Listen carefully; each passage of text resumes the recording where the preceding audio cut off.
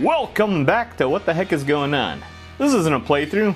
No, we're doing something a little bit different today. It's Friday the 13th, so we're going to do the top 100 kills from Friday the 13th the game. A few small things about this video before I get into it. I've been working on this video for a couple of years now, so there will be some inconsistencies in quality. Also, I'm a very opinionated fan of the franchise, and a bit of a blowhard too. So my favorites might not entirely line up with everyone else's, and I can guarantee number one on this list will probably piss a few people off. Actually, it'll probably piss everyone off. It's a top 100. It's based on opinion. I'm an asshole. You don't agree with it? Make your own list, and I'll be the disagreeable one.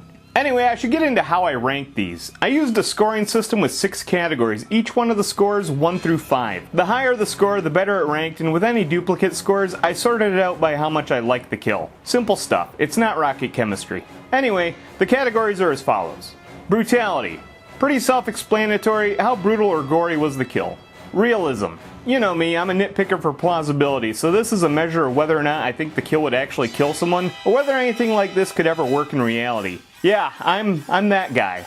Availability. Now this one gets a little bit complicated. This is a measure of how easy it was to either pull off or get access or unlock the kill. Also, some of these kills are cinematics and only require starting a match. I've decided to give them an automatic score of 4 because loading a match used to be pretty simple, but giving them all 5s would be a little bit unfair. Stability? Oh, if you know, you know. This game could be a glitchy mess from time to time, so this is a measure of how buggy the kill was when you try to pull it off. These could range from misalignments and miskeys to straight up breaking the game from time to time. Going back to cinematics though, I generally gave them 4s because it's pretty hard to fuck up a pre-rendered cutscene, but in some cases Ilphonic managed to do just that. So I will knock that 4 down a few points here and there. Authenticity. Essentially, was this kill featured or at least a reference to something that happened in any of the movies? I'm super nitpicky here, and also I'm deducting points from any movie beyond Part 8. You know, the New Line ones. Why am I doing that? Because those movies sucked and I hate them. And they're stupid, and I hate them. Also, it's my list and I do what I want. Finally, style. This is purely my personal opinion on the kill itself. Was it fun? Was it cool? Did it bring the momentum of the game to a screeching halt? Just generally how much I liked it overall, I guess. So moving on, I'm covering all kinds of kills on this list, including weapon kills, grab kills, environmental interaction kills, challenge kills, and opening cinematic kills. What I'm not including on this list are basic assaults, suicides, traps, and friendly fire. I'm also not covering the virtual cabin kills because this list was crowded enough. Actually, I had to lump a few kills together here and there to make the list only go to 100. Oh, and I'm not including the trident kills either, because those are exclusive to backers of the game. For starters, I didn't have them, but more importantly, they weren't generally accessible to just anyone while the game was running. I kinda hate that, but I will give Ilphonic some credit here, because they stuck to their guns on the matter. Unless you backed the game, you weren't getting the Savini Jason no matter what. Well, at least not through legitimate means. Oh, and also I'm not including the Jason kill. That thing was so complex and so difficult to pull off that I just didn't feel like it should go on the list here. I couldn't even get footage of it because you really needed to have a group of players that were coordinated enough and knew what they were doing to even make it happen. Hell, the entirety of my time playing this game, I only ever saw it pulled off once or twice. It was really cool though, and if you want to see it, there's no shortage of videos out there on it. Plus, I don't play well with others, and I got most of these kills from single player modes anyways. Because fuck those servers, right Ilphonic? Anyway, that covers it I think, so let's get on with it and move on to the top 100 kills from Friday the 13th, the game.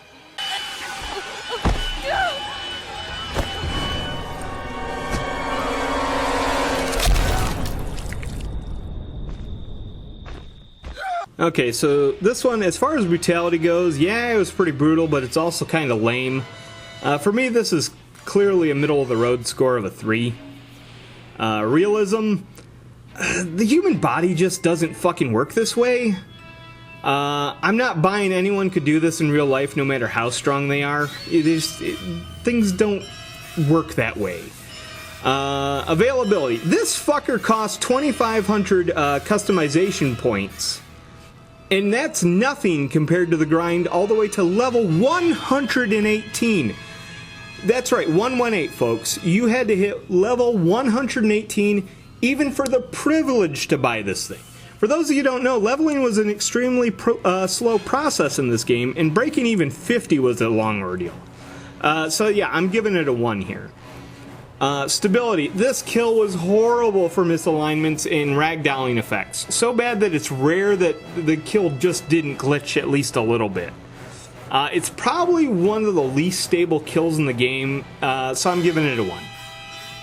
Authenticity, Jason never did this on film. He's ripped a single arm from its socket in part 6, but this wasn't even close. Again, it's another 1. Style, I hate it, it sucks, and I hate it. 1. Overall score, 8. This lame-ass kill took forever to grind out, and what you would get for your trouble, it's glitchy and it sucks. It's a terrible kill. It's honestly, in my opinion, the worst kill in the game. So anyways, bottom of the list here, moving on.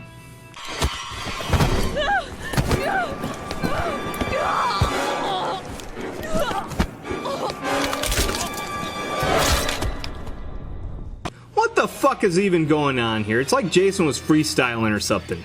But he just couldn't make up his mind. Brutality-wise, I'm giving it a 1. Realism, again, what the fuck even is this?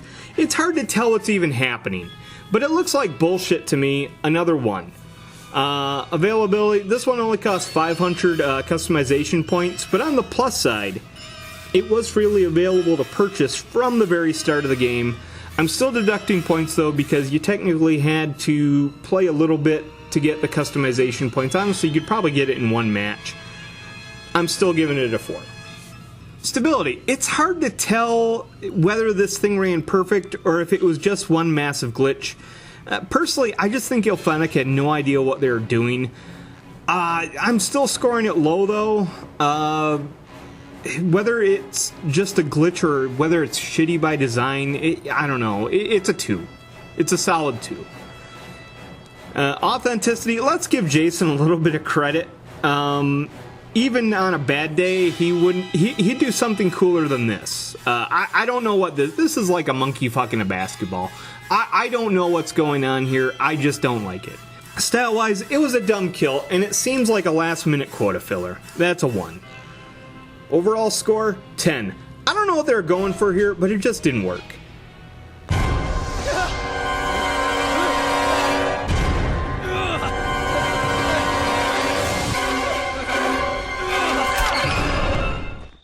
Again, what the hell is even going on here? Alright, brutality-wise, I mean, I guess this looks a bit more brutal than the last one. Dismemberment is involved, so I'll at least give it a 2. I don't know, that's a tough one. But yeah, 2. Realism, there is no way in hell a leg would just snap off the knee like that under these circumstances, or even if it did, it wouldn't instantly kill the person. This is just, I don't know who came up with this. It's not very realistic though. Availability, 1,000 customization points for this thing, but you could buy it right from the start. So there's that. I mean, it's twice the price of the last one, but again, you could probably knock out 1,000 customization points in one match. I'll give it a 4. Stability, I'm not sure whether it's supposed to look like this or not, but it automatically looks like a glitch, and then it misaligns and miscues more often than not. That's a 1. Authenticity, not only has Jason never done this, but no filmmaker worth their salt would sign off on this. It's dumb. It's very dumb. Style-wise, this is by far one of my least favorite kills, with almost no redeeming qualities. 1. Overall score of 10. I make this comparison a lot, but you see, there's this guy called Ed Boon. He's the main guy behind the Mortal Kombat franchise, and if you've seen some of those fatalities from the later games, you know what I'm talking about. Nonsensical ways to kill a person that defy both physics and all logic. This one is very Ed Boon-esque, in my opinion.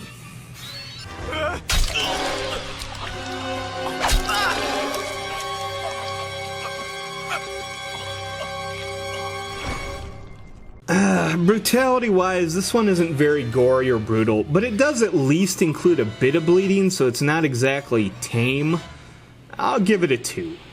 Realism, it's a bit tricky to say that this one is realistic, because on one hand, those alleged cuts would likely be fairly fatal, but I don't think the victim would die this immediately, and hedge trimmers just don't work like that. Availability. This one costs only about 500 customization points once Roy was unlocked, so it was pretty cheap and readily available. However, I should stress, when Roy was unlocked, Roy was not included in the game until an update that was almost right towards the end of the game's life. So, I don't know. It was technically pretty available. I'll give it a 4 anyways, but I should probably give it a lower score. Stability-wise, this is a little nitpicky, but I'm giving it a low score mostly because it doesn't even create cuts on the victims, and the blood just squirts through the skin, I guess. Granted, it was probably designed to look like that, but it still looks like a glitch, and often it doesn't even look like the blades hit the arms. I'm giving that a 1. Authenticity. Not only has Jason never done this, but Roy didn't even do it. Nor would he, because it's dumb. 1. As for style, of all the weapons in the game, the head trimmers are my least favorite, and this is the worst kill of all of them. 1. Overall score of 12. I just don't get why they even bothered with the hedge trimmers in this, and having them come apart for kills like this one, it just seems dumb to me.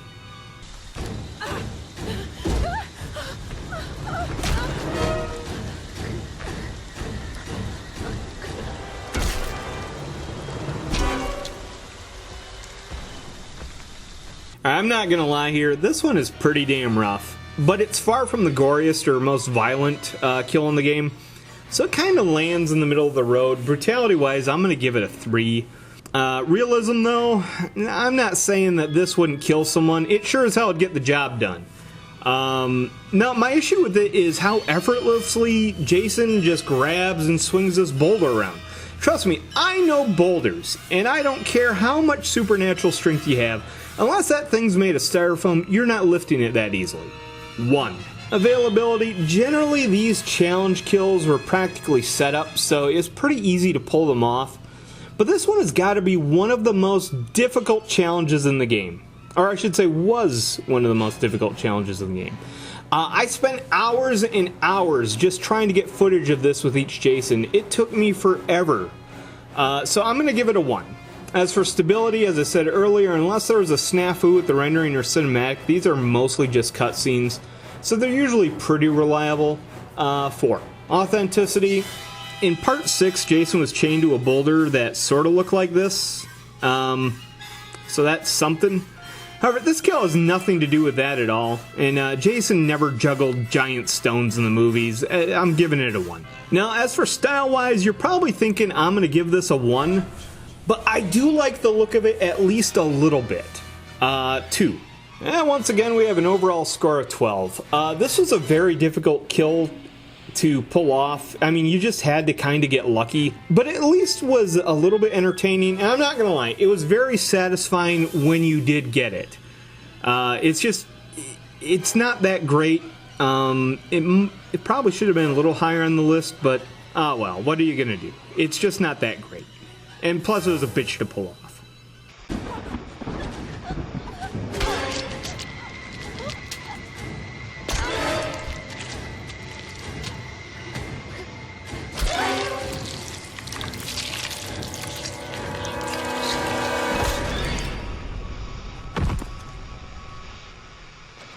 Alright, so brutality. This one isn't very brutal, unless you don't like needles. Don't get me wrong, I don't like needles either, but this is still fairly tame. I'm giving it a 1. Realism. The overdosing on drugs is sadly a little too real. The setup here is preposterous. Look at the size of those fucking syringes. This is practically cartoonish, so I'm giving it a 2. Availability. This is one of the challenge kills from challenge number 9, the most ballbustery of the challenge scenarios. That being said though, this is the simplest of them to pull off, so I'll still give it a 4. Stability. Generally these cutscene kills don't glitch all that much, but this one's a very special case. Challenge number 9 took place on the Pinehurst map, the last one to be added, and by far the glitchiest of them all. 90% of the time the map loaded up, the blood would turn into a psychedelic rainbow of sparks and spurts. It looked a little neat, but it's still a glitch, and it got old really fucking quick. It made getting footage for this video a nightmare, so I'm giving it a 3. As for authenticity, Jason never did this in any of the movies. Okay, so technically he killed a street punk with a needle in part 8, but it wasn't like this, so it doesn't count. That's a 1. Style-wise, we're talking about a cartoony kill on a map that I don't like. Yeah, it's obviously a 1. So overall, we're looking at 12. This is my lowest ranked challenge kill, and considering that most of them automatically get a 4 for stability, that's pretty fucking weak. Pro tip though, if you're dancing to loud music, don't turn your back to the table in your room with all the giant horse syringes full of drugs. Also, don't leave that shit out if you're living in a halfway house. Apparently they frown on that, I hear.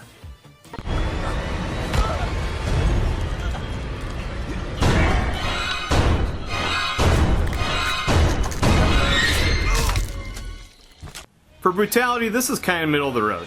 I mean, there is dismemberment in here, and it looks like a really rough way to go. I'll give it a 3. Realism? Ha!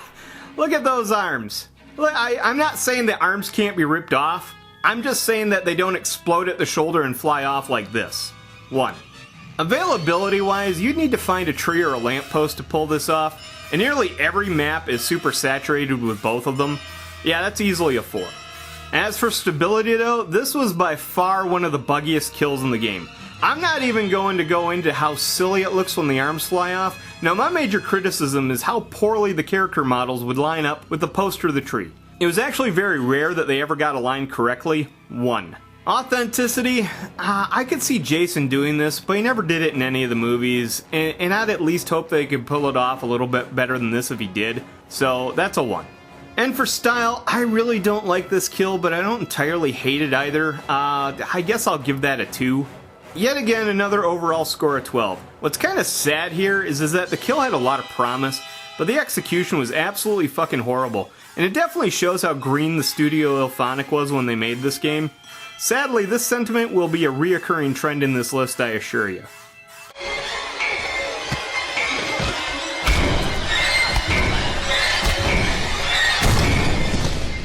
Alright, the brutality factor on this one is pretty tame, but it's a little bit violent. I'll give it a 2. Surprisingly though, we've got a fairly realistic kill this time. This type of repeated head trauma likely would knock someone unconscious and probably cause enough brain bleed to kill someone. That's a solid 5. Availability, this was probably one of the trickiest to find environmental interaction kills in the game.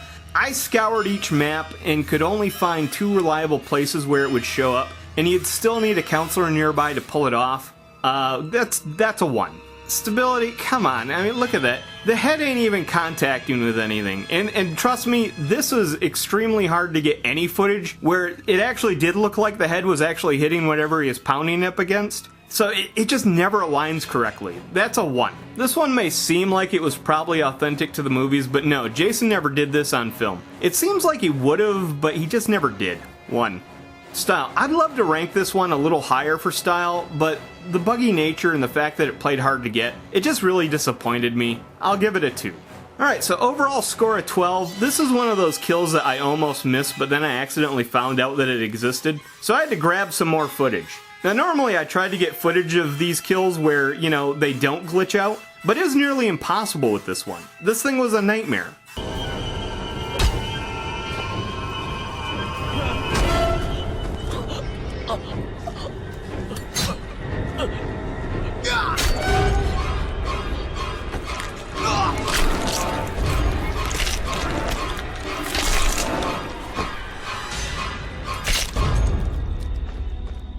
Brutality, this was by far one of the goriest, most brutal kills in the game. Damn, I wince every time I see it. I'm giving it a 5. As for realism, this is purely taking place in the land of make-believe. Pelvic bones don't cleave as easily as this, no matter how sharp your cleaver is or how hard you're yanking on those legs. 1. The availability of this kill was horrible. Not only would you need to grind all the way to level 44 to unlock Final Chapter Jason, but then you would have to pay extra money. Yes, this was one of those behind the paywall kills. Sure, it wasn't a super expensive add-on, but it was still something you had to pay additional money for. 1. Stability, as bad as this kill was, it surprisingly didn't glitch too often, but it did occasionally have some slight miskeying. I'll give it a 4.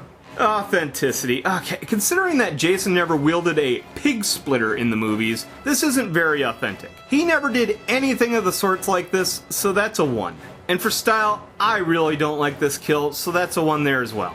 Overall, it's a 13, and that may seem fitting for this franchise, but it sucks for ranking high on this list. The Pig Splitter was my least favorite weapon in the game, and this is my least favorite kill with it. It's true that Jason used a cleaver both in Part 4 and Part 5, but those are much more normal sized cleavers and definitely not this monstrosity, whatever the hell it is.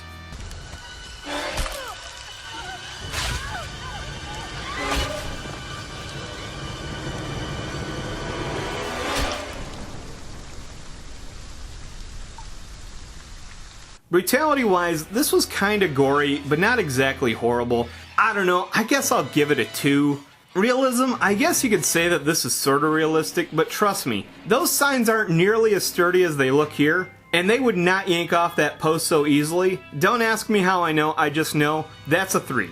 Ranking the availability for this one is kinda tricky considering it was both in challenge number 3 and challenge number 9. Both were a pain in the ass to pull off though, so I guess it's a 2.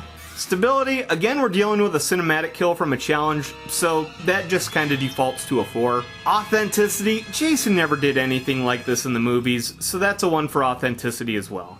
As for style, I just don't like it, and it was a pain in the ass to pull off. Either way that you did it, 1. Overall, it's another 13. This was technically 2 kills, but they were identical, so I lumped the 2 together. I did do this more than a couple times for this list, but if I didn't, the list would be longer and even more repetitive. I didn't bother getting footage of Please Obey because it was a bitch to pull off and the only difference was just the stage.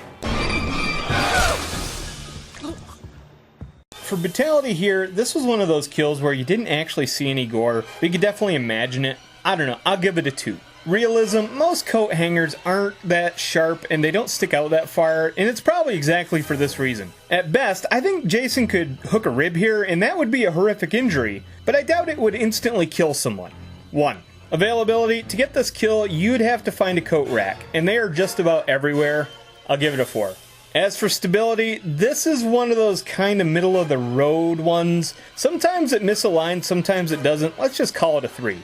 Authenticity, well, Jason technically did something like this in the 2009 remake, except it was a small set of antlers that he hung the victim on. Oh, and that movie sucked, so 2. I don't think this one was very creative or interesting. It gets a 1 for style.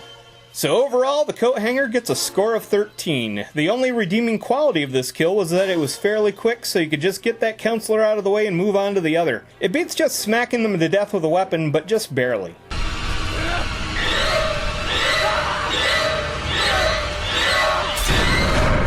Damn! When it comes to brutality, this one's pretty fucking brutal. This looks like a horrific way to die, so I'm gonna give it a 4.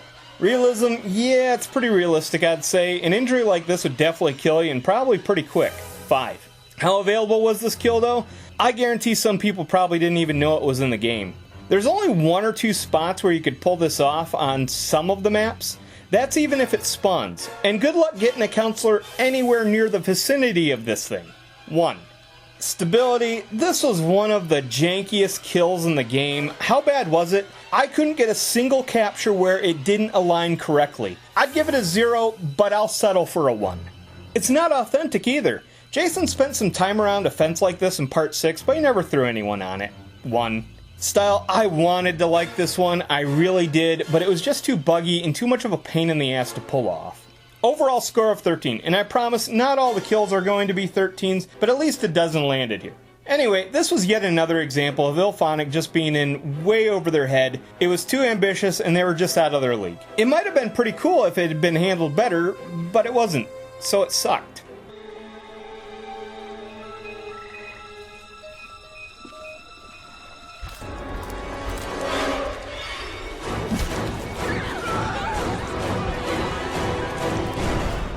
For brutality, I don't know how, but IllFonic made slamming a person into a stump kinda lame. It's basically just a chokeslam gone bad.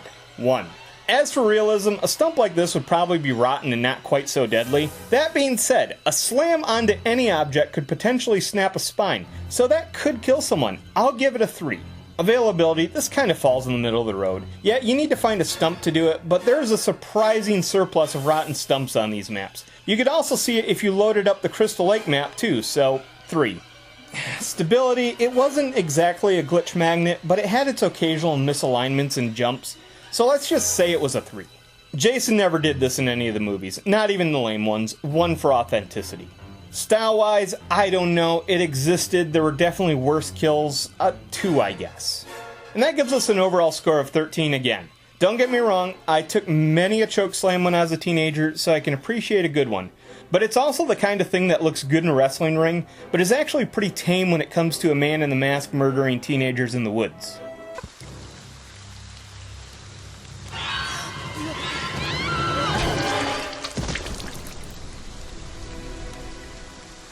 Brutality? Come on, man. Oh no, they bumped their heads. 1.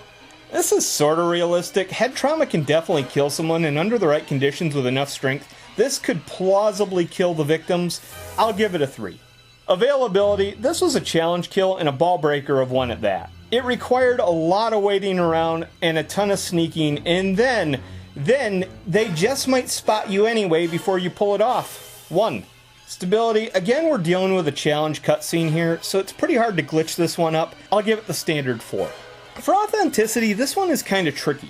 Jason actually did a kill like this once, but it was in Jason Goes to Hell, and it was while he was possessed by Robert, so it barely counts in my opinion. I should mark it a bit higher, but fuck what Adam Marcus says, I don't consider it canon. But I'll give it at least a 2. Style, I don't know, it's kinda lame, but the setup is kinda cool, so there's that. 2, I guess. Overall score of 13 again. This kill was a nightmare to get footage for. Each time I would load up the challenge and then wait, and wait, and wait, and then creep, and creep, and creep, and then, with perfect timing, make my move. It probably only took hours, but it felt like weeks. All for a cartoony kill that's more suited to Looney Tunes.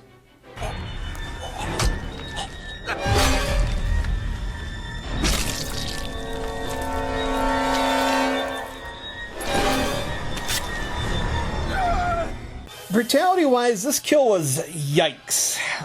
This was gory as fuck. I'll give it a 5. This was fairly realistic, but it would have been more realistic if the pickaxe was driven into the ground pickup. That pry bar side is just too big to fit in that mouth without caving the face in. 3. Availability, much like Slammed and Split earlier on this list, this was a kill that could only be purchased as DLC. Granted, you didn't have nearly as long of a grind to unlock Part 2 Jason, but that's still behind an additional paywall. 1. The stability on this was atrocious. Not only does the kill miss a line, but the characters will sometimes key into the ground too deep, not to mention how bad the pickaxe going into the mouth looks. I'm going to have to give it a 1. Authenticity. While Jason did carry a pickaxe through a good portion of the final act of Part 2, he never killed a single person with it. 1. Style, this kill was pretty flawed, but I kinda like the concept. Then again, there's the paywall issue. 2's the best I can do here. And once again, we've got an overall score of 13. This honestly could have been a really cool kill if it had been done just a little bit better and not been paid DLC. I didn't really care for the pickaxe's inclusion in the game. I'll go into that more later. This was just the weakest of the pickaxe kills in my opinion.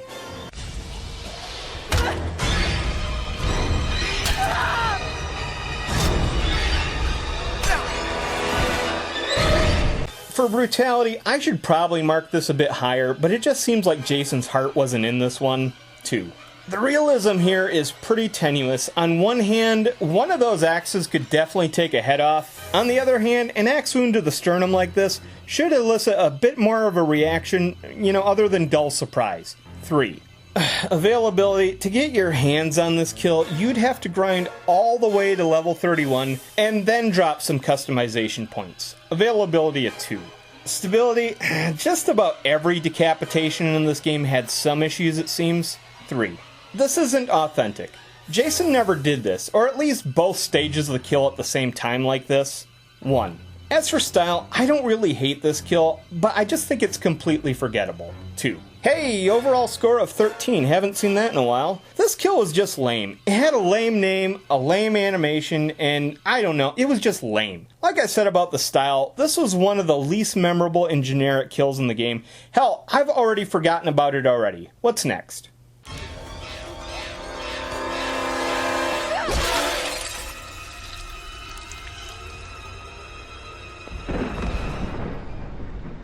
Brutality? What brutality? He slams her face into a mirror. Damn, have I become that desensitized? Realism, now I'm not saying that bashing your face into a mirror wouldn't cause some bleeding, but this is ridiculous. If her head went completely through the mirror, maybe, but not like this. 2. For availability, this was part of challenge set number 7, and it was a pain in the ass, even if you knew what you were doing. You had to move quick, and even then, she might have spotted you and gotten away. I'll give it a 2. For stability, I'll give it just the standard 4 for a cinematic kill. Authenticity, well, Jason did something like this in part 6, but that involved pushing the girl's face through the mirror and the side of the RV. This also could have been reminiscent of Tamara's death in part 8, but that involved getting stabbed with the mirror. I guess I'll give it a 2, but very reluctantly. Style, it's quick, it gets the job done, and it involves hiding in the ladies' room like a creep. I'll give it a 2. Hey, overall score of 13 again. This was just one of those challenge kills that required a lot of patience, a bit of luck, and you really had to know what you were doing. The sad thing is that this could have been way better had they just been a little bit more creative, or at the very least tried to emulate either example I mentioned for authenticity. This is just another wasted opportunity.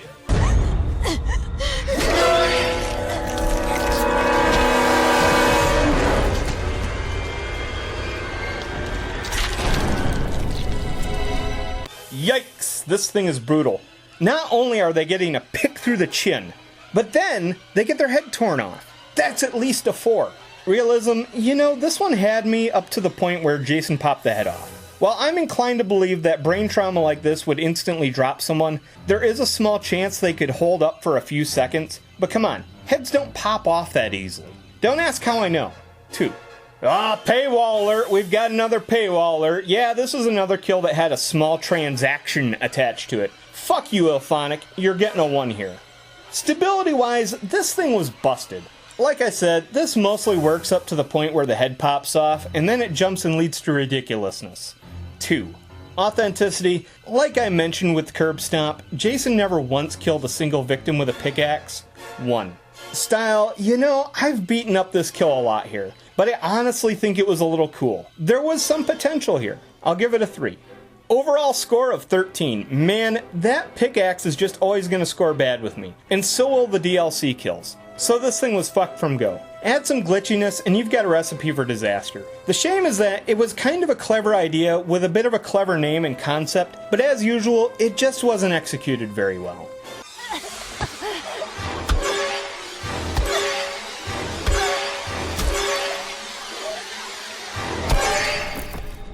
For brutality, you're really just talking about some headbutts here, but there's a lot of spirit in those headbutts. I'll give it a 2. Realism though, you know, I'll admit a hockey mask would give some advantage here, but I don't know, I just don't buy this as an entirely fatal attack. 2. Availability, we've got another obscenely high level unlock here. If you wanted to headbutt counselors like a soccer hooligan, well, you were going to have to grind your happy ass up to level 108. I'm giving it a 1. Stability, you know, this might come as a shock, but it was actually a fairly stable animation, and it only glitched once in a rare while. That's a solid 4. Authenticity, come on, are you serious? 1. For style, I'll give it some credit though. I'll admit, I laughed a little bit the first time I saw it. It could have been worse, I'll give it a 3. And another overall score of 13. It may not seem like it, but believe it or not, I do have a sense of humor, and I can appreciate a little tongue-in-cheek action. And here, it kind of works. But by far this kill's greatest sin was just in its name. Rugby? Jason's all-American, man. He's not a limey Brit. And I don't care what Unmasked Part 25 said. He was born in the Garden State and wouldn't be caught dead playing rugby.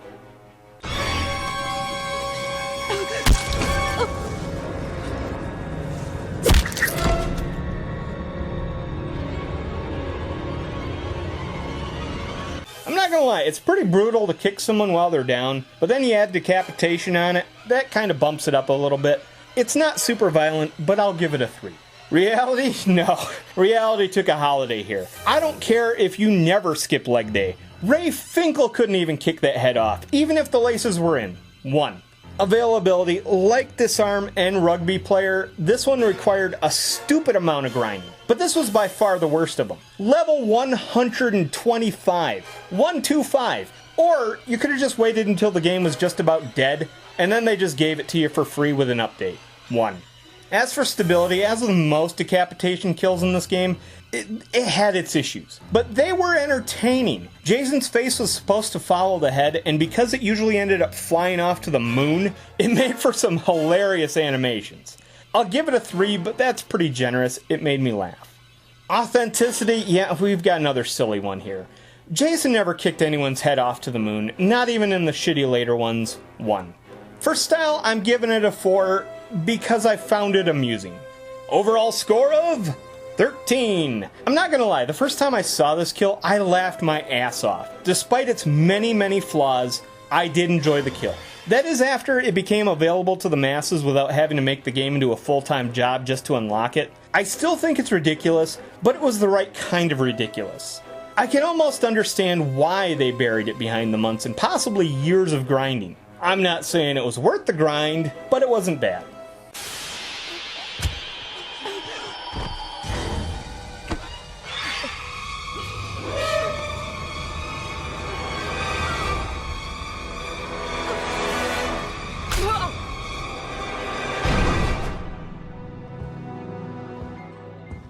There's not a ton of brutality here, but there is a lot of sadism in shoving a victim's face into an axe blade. I'll give it a 3. For realism, this is actually a fairly realistic kill, but my only nitpick is that Jason would probably fuck up his fingers in the process, so I'm dropping it to a 4. Availability, the good news on this one is that it costs absolutely no customization points. The bad news is, it's a long grind to level 31. 2. Stability, this kill wasn't too bad with glitching, but the character models would slide around from time to time, and I'm docking it a point for those ridiculous faces on the counselors, so I guess it's a 3. There's no authenticity here. Jason never did anything like this in the movies. 1. Style, I don't like it. One of my least favorite kills, so I'm giving it a 1.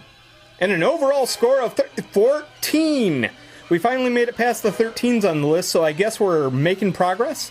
I've had a number of gripes about this kill, but mostly it just boils down to 2 major hangups for me. A, the kill is too long and just kills the pacing of the game. It may have been worthwhile had it not been such a dumb kill. Oh, and B, I just hate the name of the kill. Like the pacing, the name is just too long and it doesn't really make much sense. I've never peeled a coconut like this, and I doubt I ever will.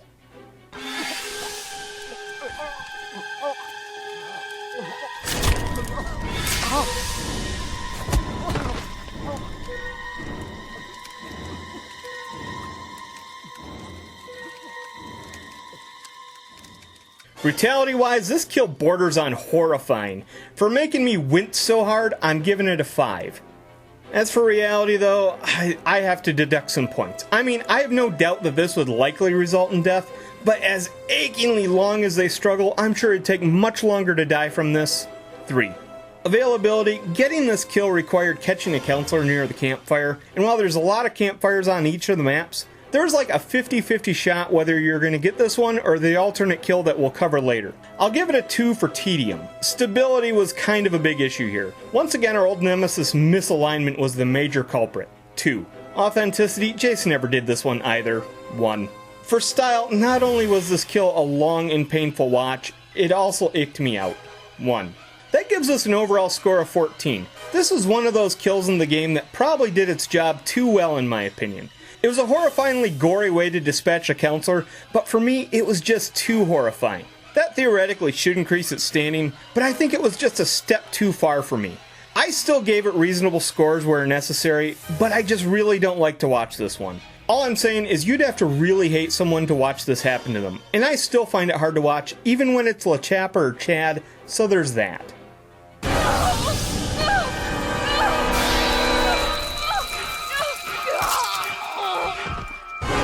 Brutality, no doubt this is brutal, but there were many more brutal kills in the game. We'll settle for a 3. Realism, I have to score it low. While an injury like this would be horrible and blind and maim someone for life, I really don't think this would be fatal. Maybe if the thumbs are pushed all the way to the back of the brain, but I don't even know if that's possible.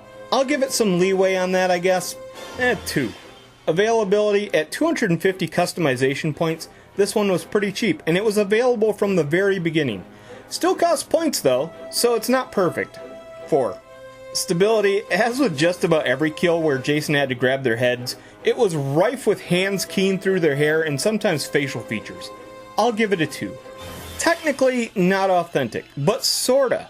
Jason did press his thumb through the eye of Doug in part 4, but that was more of a head crush thing. Also, George's eyes were gouged out in part 5, but it was off screen, and we don't know if Roy used his thumbs or not. I guess I'll go with a 2 here. Style, I don't know. It was a mess and it made my eyes hurt. 1. Overall, we've got a score of 14. I wasn't lying earlier when I said I found this brutal and it made my eyes hurt. This kill had so much potential, but it was pretty glitchy and it just misses the mark for me. I swear, I think I've seen Michael Myers do this at one point. It just feels more like a Halloween kill than a Friday the 13th one, I guess.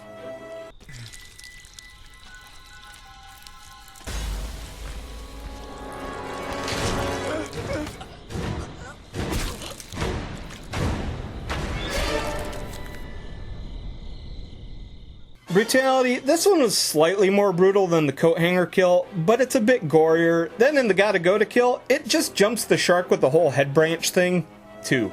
Realism, I would have originally given this a 3, just because I don't think many branches could hold up LaChapa or Shelly's fat asses. But then you've got the ridiculousness of ramming the branch end through Bugsy's head.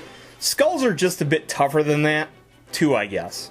Availability, you'd either need a tree with the right prompt, which were very plentiful on just about every map, or do the challenge in Scenario 1, which was super easy to pull off with a little bit of patience. 4.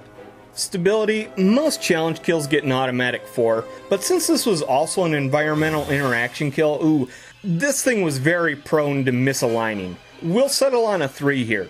Authenticity, I think Gotta Go is sorta supposed to be reminiscent of that kill from part 5, but it wasn't even close. And the only commonality was pissing in the woods. Plus, Jason never jammed a branch through anyone's forehead. 1. Style, for all its faults, I sorta liked it. It was an interesting kill, minus Gotta Go's ending there. 2. Overall score of 14.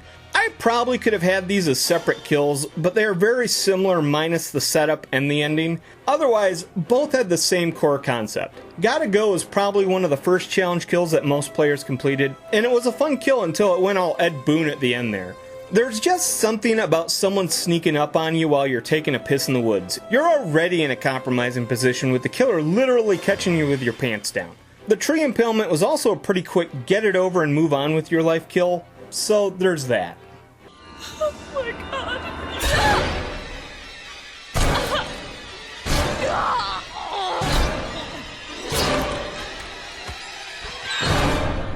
Brutality? Brutal. This thing was really brutal, but in a game full of more brutal kills, I'm giving it a 3.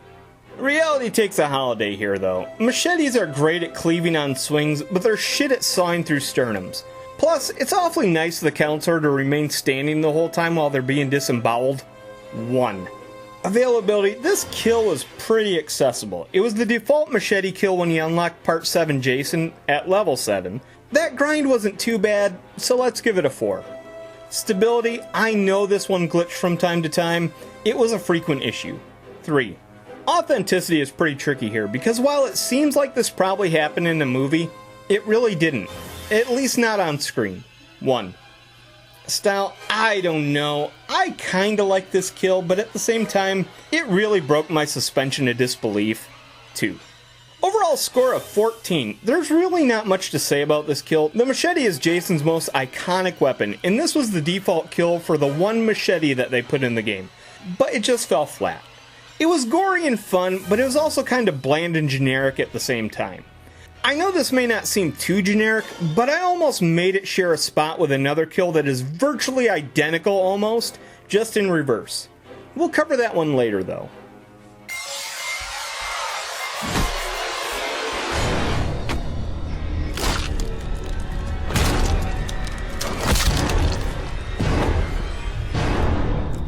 Brutality, he's broken in half. By God, I'm looking at a dead man.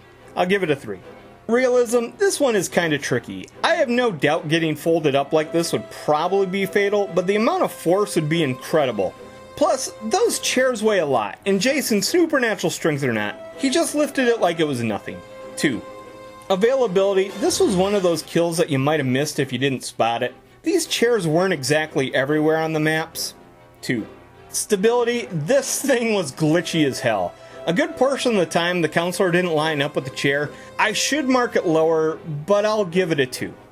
Authenticity, you wouldn't be shocked to learn this, but Jason never did this in any of the movies. However, he did fold someone in half in a bed in Freddy vs. Jason. It's flimsy, but I'll give it a 2.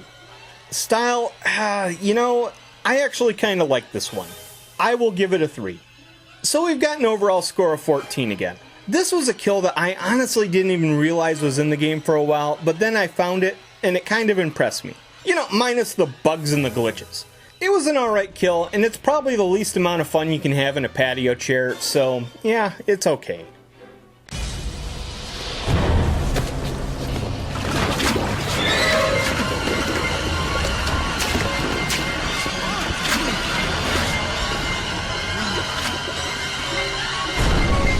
Brutality, come on, he basically gave the counselor a fatal swirly. 1. Realism, drowning is definitely realistic, but usually takes a lot longer than this to drown someone, even if they are panicking. 3. Availability, if you could find a toilet, you could pull this off. The trick was getting the counselor there. 2. Stability, this was one of the few kills in the game that rarely ever glitches, but sometimes Jason would key into the tub on some of the maps, so I'll give it a 4. Authenticity, no, Jason never gave fatal swirlies in the movies. Unless you count that liquid nitrogen kill in Jason X, but the less said about that movie the better. 1. Style, it's ridiculous, but in the right way. I'll give it a 3. Another overall score of 14. I'm actually a little sad to see this one so far down on the list. When I had the opportunity to pull this one off, I usually did. It was a bit of a slower kill, but it was entertaining, and the way it put the water effect on the screen was a nice touch. It's rare that I ever give the game devs any credit, but even a broken clock's right twice a day.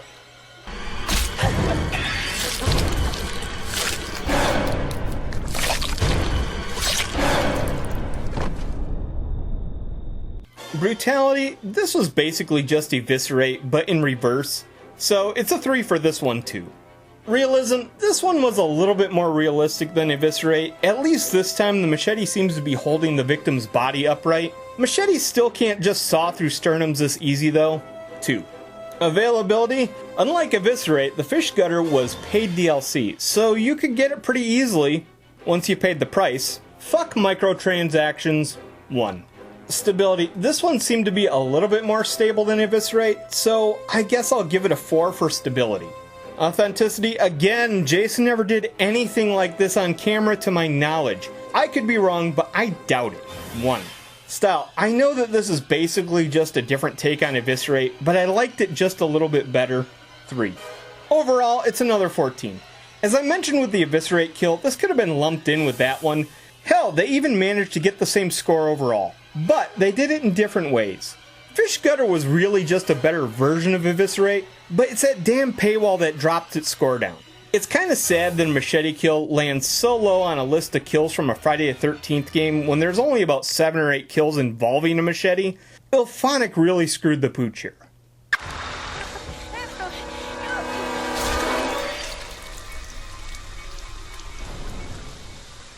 Brutality? Fuck. Goddamn, that is horrible. If I could, I'd give it a 6, but I'll have to give it a 5.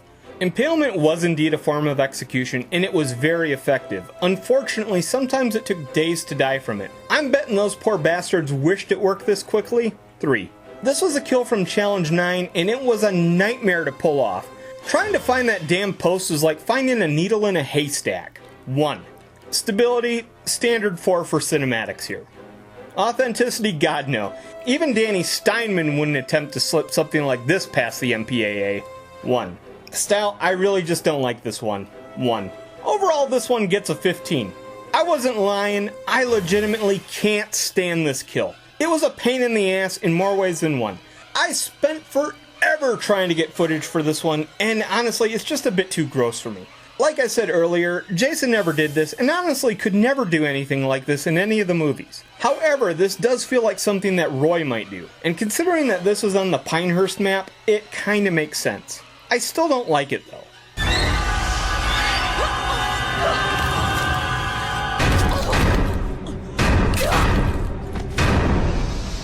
Brutality? Ha! Jason is literally hugging them to death. 1. Realism, could someone really be hugged to death? Believe it or not, yes. But it wouldn't be this quick or this clean. I'll give it a 2. Availability, this one would only cost 500 customization points, so that's a 4. Stability, sometimes this thing would miss a line, but the bigger issue here was just keen. It's kinda hard to avoid this kind of thing with a kill like this, but I guess that's a 3. Authenticity, we've actually got a kill that was in the movies this time. Jason pretty much did this exact same thing to Creighton Duke in Jason Goes to Hell. Then again, it's Jason Goes to Hell, so I'm deducting points for that, 4. Style, the Care Bears did it better, 1. Overall, we're looking at 15. I probably wasn't very fair to this one, but I just really don't care for it. I hated Jason Goes to Hell, and this was the lackluster way that they took out the only interesting character. That, and I just have a hard time considering the bear hug dangerous. I know they can potentially be fatal, but come on. I guess I just don't like hugs.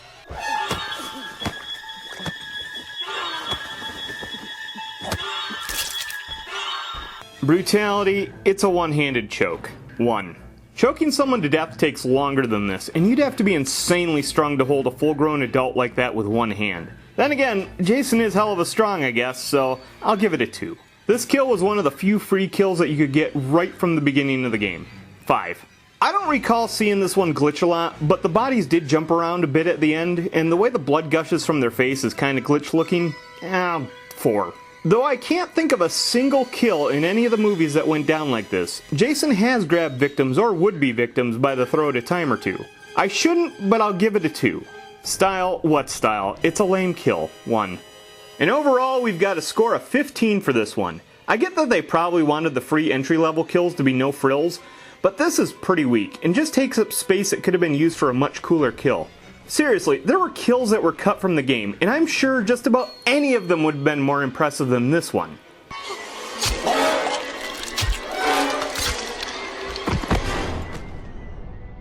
Oh man, that's 2 stabs to the head instead of just 1. It's the buy one get one of stabs. It's a little overkill, so I'll give it a 3. I think the game devs drastically underestimated how hard a skull is. Oh, and hedge trimmers don't come apart like this. 2. This was the free kill with the shears once they were finally released with Roy, and that was about an update or 2 before the game went dead. So I'm docking it a point, 4. I can't tell whether this thing never glitches or always glitches. The faces look ridiculous and blood pours from places it shouldn't, but that might have been on purpose. I'll give it a 4. Roy did have a hedge trimmer, but he never broke it in half and did anything like this, and neither did Jason. 1. Style? 1. So overall, this one scores a 15. Okay, so I know that most hedge trimmers like this can be taken apart for maintenance. It generally involves removing a nut and a bolt, so they don't just come apart on the fly. If they did, they'd be a nightmare to use for, trimming hedges. Anyway, I really don't like this weapon, and this kill was pretty lame.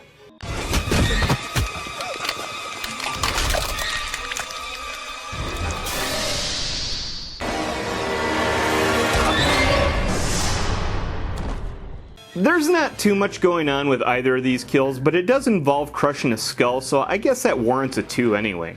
On average, it takes a little over 500 pounds of force to crush a skull. Pressing someone's head against the wall like this, that wouldn't do much force, but a punch potentially could, but I doubt the head would explode like this.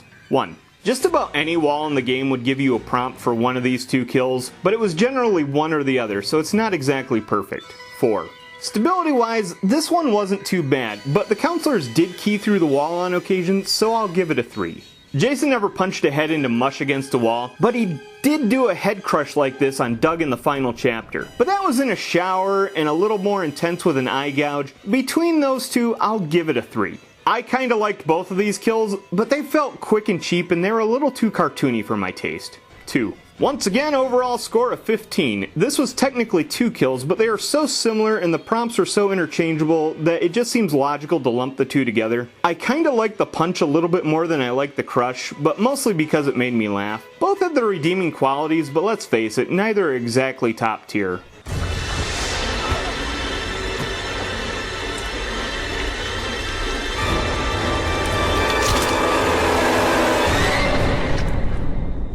For brutality, this one is rough. Looks like a horrible way to go. I'll give it a 4. This feels like it would be possible, but skin is pretty tough to tear, so I doubt the jaw is just coming off like that. Plus, I don't think someone would instantly die from this. They'd probably pray for death, but it would likely take a bit longer than this. 3. At 2,500 customization points, this one was one of the more expensive grab kills to buy, but you didn't need to hit a certain level, so grinding was minimal. 4. It's probably not fair because of the limitations of the graphics, but this just looks like a glitch all the time. The hands never line up with the jaw, and the hand just keys through the face. 1. King Kong killed a dinosaur like this, but it wasn't in a Friday the 13th movie. 1. For style, I thought there was potential here, but it just kind of failed. 2. Overall score of 15. I get why this didn't work. I think that Ilphonics was just in way over their heads here as usual. The amount of variables that go into a kill like this and trying to make it work universally with all character models, that was ambitious. But so is flying into the sun with wax wings. If they couldn't do it, they shouldn't have put it in the game.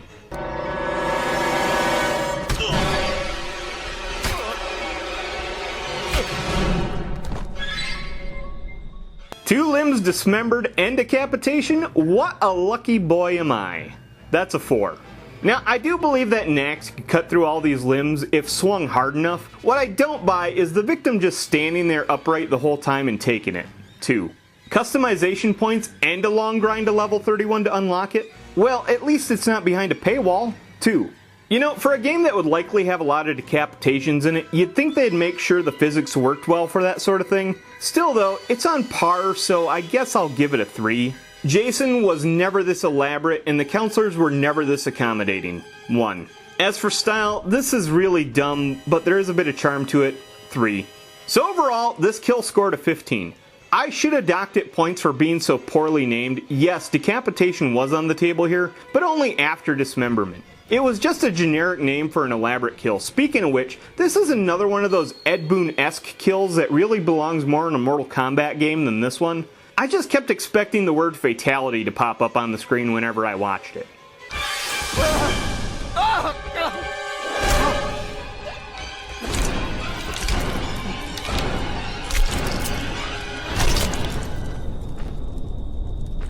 This one could have been pretty basic, but that pickaxe getting stuck in the neck like that really ramps it up a bit. 3. So apparently, a pickaxe blow to the spinal column will both lock you into a kneeling position and simultaneously glue your hands to the ground. 1. This was the default kill for the pickaxe when you unlocked it with Part 2 Jason at level 13. It's a grind, but a fairly mild one. I'll give it a 4. It didn't happen all the time, but this one suffered from a lot of the victim keying into the ground on occasion. 3, I guess. Authenticity? Alright everyone, say it with me. Jason never killed anyone with a pickaxe. 1. Despite my gripes though, this one was kinda cool and a little bit of fun. I'll give it a 3.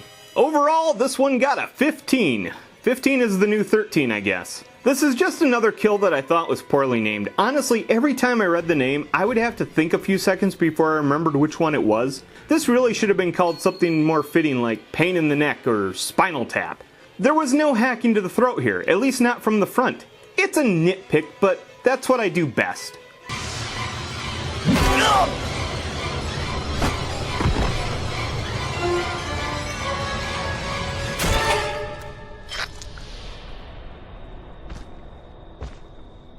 This one isn't too brutal, but there is a decapitation, so I guess I'll give it a 2. This might actually surprise you, but I find this kill fairly realistic. I have no doubt that a cleaver could indeed do this. 5. Once again, we're dealing with a long-ass grind to level 44, and then a small customization point cost. At least there's no paywall on this one though. 2. Ah, my old enemy decapitation physics. But this time it has an assist from the ground sinking as well. 2. Remember how I said Jason never used a big fuck-off cleaver like this in any of the movies? Well, he still hasn't, so 1. As much as I complain about the pig splitter in this game, I kinda like this one. It's goofy, but it works. 3. And once more with feeling, this one has an overall score of 15. I was kinda divided on this one. Normally I really don't care for these pig splitter kills, and this is the part where I normally say that this should have been an alternate machete kill, but in this case, the giant cleaver actually kinda worked. I still wish they had just put another machete in the game for Part 4 Jason, but this is probably the one exception I'll make. It wasn't bad, and it was even a little creative.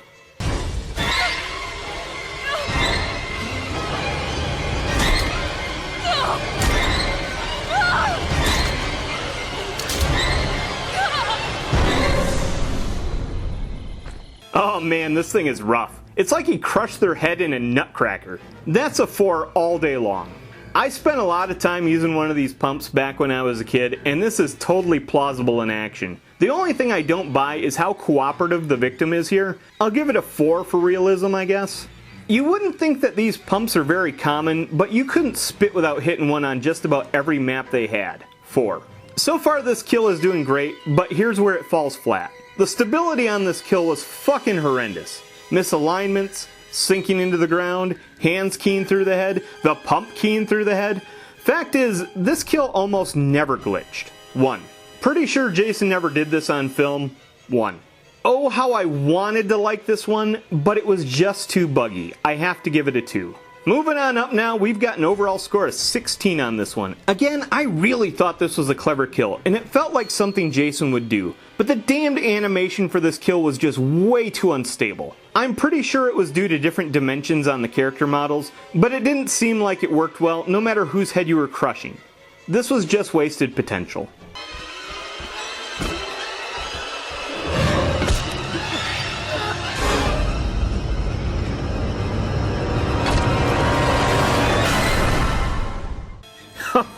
Impalement and a head beaten in, that's a solid 4 for brutality. Now I'm pretty familiar with these concrete bird baths, and I have no doubt that getting hit with one like this would be pretty fucking fatal pretty fucking quick. But I'm pretty sure that the pedestal is too blunt to punch through a torso like this. Let's just call it a 3. I remember seeing these bird baths every once in a while when I was growing up, but apparently they were a major hit in New Jersey because they seem to be everywhere in this game. Not as much as the water pumps, but still pretty plentiful. 3. I caught this one misaligning a few times, but it wasn't a regular occurrence. I think a 3 is fair. You know, this kill was creative, especially since nothing like this ever happened in the movies. 1 for authenticity. Style, I kinda liked it, I kinda didn't. It's a bit long-winded, 2. Overall, we've got a score of 16. I wasn't just being glib earlier, this was a creative kill concept. Unfortunately, it's just a bit too busy. Impalement alone would have been fine, and beating the head in with the bath would have been fine, but both just seem a bit too much. And it brings the pace of the game to a screeching halt. I don't mind an elaborate kill, but this one just got old after the first or second time I watched it.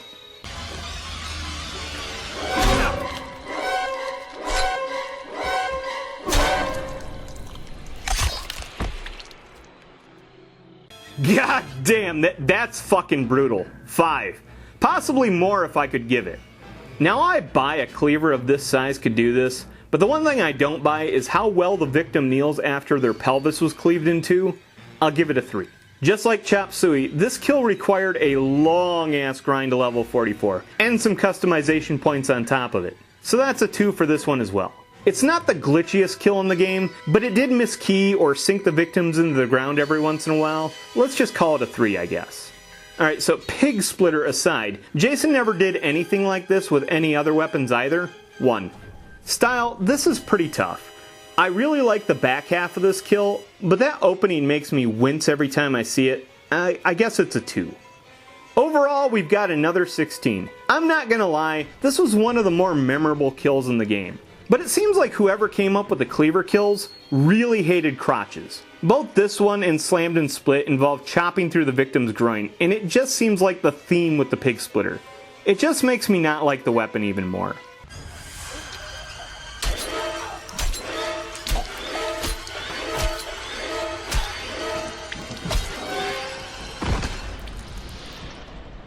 A stab or a slice with a knife is a very brutal way to kill someone, but by slasher movie standards, it's pretty much the status quo. I'll give all of these a 2.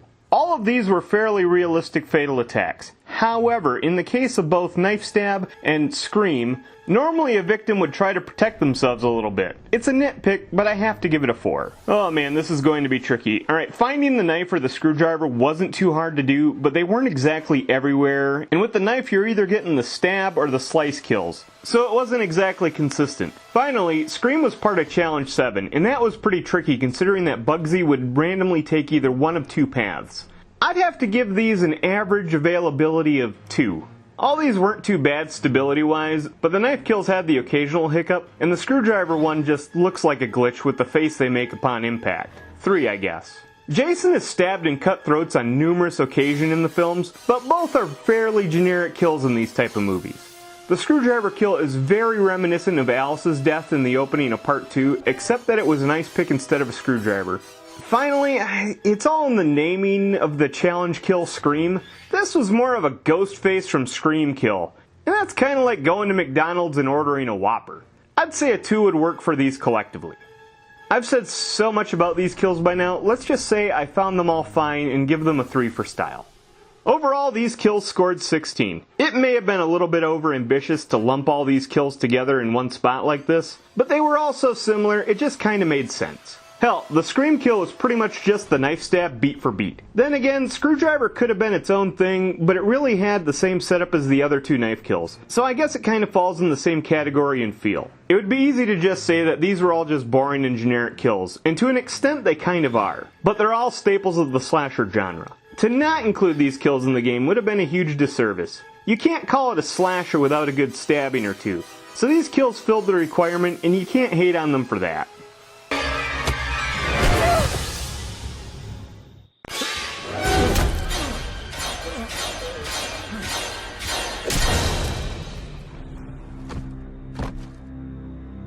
Slamming someone's head into something or busting a radio over is pretty violent, but it's pretty fairly entry level for a Friday the 13th game. I'm giving it a 1. Though not very visually impressive, slamming someone's head into a table or tombstone like this has major potential for killing a person. Hell, people die like this on accident all the time. Breaking a boombox over someone's head though really doesn't seem to get the job done. Let's just call this one a 4. Availability is pretty tricky here. The head slam is available on plenty of tables and other furniture, but if you want to do the tombstone variant, you have a very limited chance that the graveyard will even spawn on the map. The boombox kill is also kind of middle of the road for how easy it was to pull off. I'll give this one an average score of 3, I guess. Outside of some misalignments every once in a while, these kills were fairly reliable. 4. Well, in Part 8, Jason kicked a boombox. That has nothing to do with this though, so 1. I kinda like how quick and efficient the head slam kill is, but I also think that the boombox kill is cartoonishly silly. 3 between the 2 of them. Overall score of 16. Originally I had these as 3 separate kills, but one was just the head slam on a tombstone, which is the exact same animation, but in a graveyard so it was a little cooler. I couldn't really justify that, and then I realized that I needed to consolidate this list a bit, so I combined them and dropped the boombox in as well. Since Boombox starts off with a head slam, it really is kind of just an extended cut of the same kill, but a little bit more ridiculous. And for what it's worth, these kills are a great example of how the MPAA would force the filmmakers to cut down and dilute many of the kills in the franchise.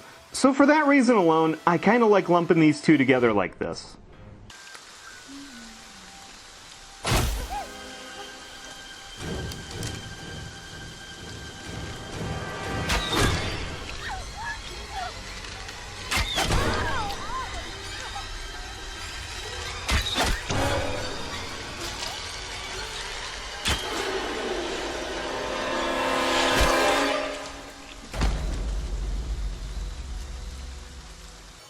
It's kind of middle of the road on brutality here. There's a bit of overkill, but that final shot is kind of a little bit of mercy. I'll give it a 3. There's not a major departure from reality on this one. I guess my only gripe is I don't think the victim would still be standing after the first few arrows. I'll give it a 4. Challenge number 7 was filled with difficult to pull off kills, and this was one of the trickiest. It was usually the last one to go for, and that's because it was tricky to intercept Deborah as she panics and runs for the road. Really tough to get it right, so that's a 1. The pre-rendered video doesn't fail that often. 4. For authenticity, this one's a little bit tricky, and I want to go into that during the wrap-up, but for now, I'm calling it a 1, and I'll explain why in a moment. All my gripes aside, I kinda like this one. It's not amazing, but it's entertaining, so I'll give it a 3. And overall, we've got another 16. I guess I'll touch on that authenticity issue now. I've seen every single one of these movies at least a couple dozen times, and I know them inside and out. And when I first saw this kill, I immediately just thought, oh cool, hey, they did this kill. Here's the problem though, Jason never did this. Neither did Roy. And neither did Pamela. Granted, Brenda was found in a similar situation in part 1, but it cut away right before anything happened on the archery range, and we see her later and she doesn't seem to be filled with arrows. In fact, it's debated whether or not she was even alive when thrown through the window. A kill almost exactly like this though did happen in the movie Sleepaway Camp, so this is more of an Angela kill than a Jason kill. Jason doesn't even seem like himself when shooting the bow, and the more I watch it, the more wrong it looks. Anyway, I'd say that I'd wish they'd do a sleepaway camp game, but I know they'd just screw that up too, so let's just move on.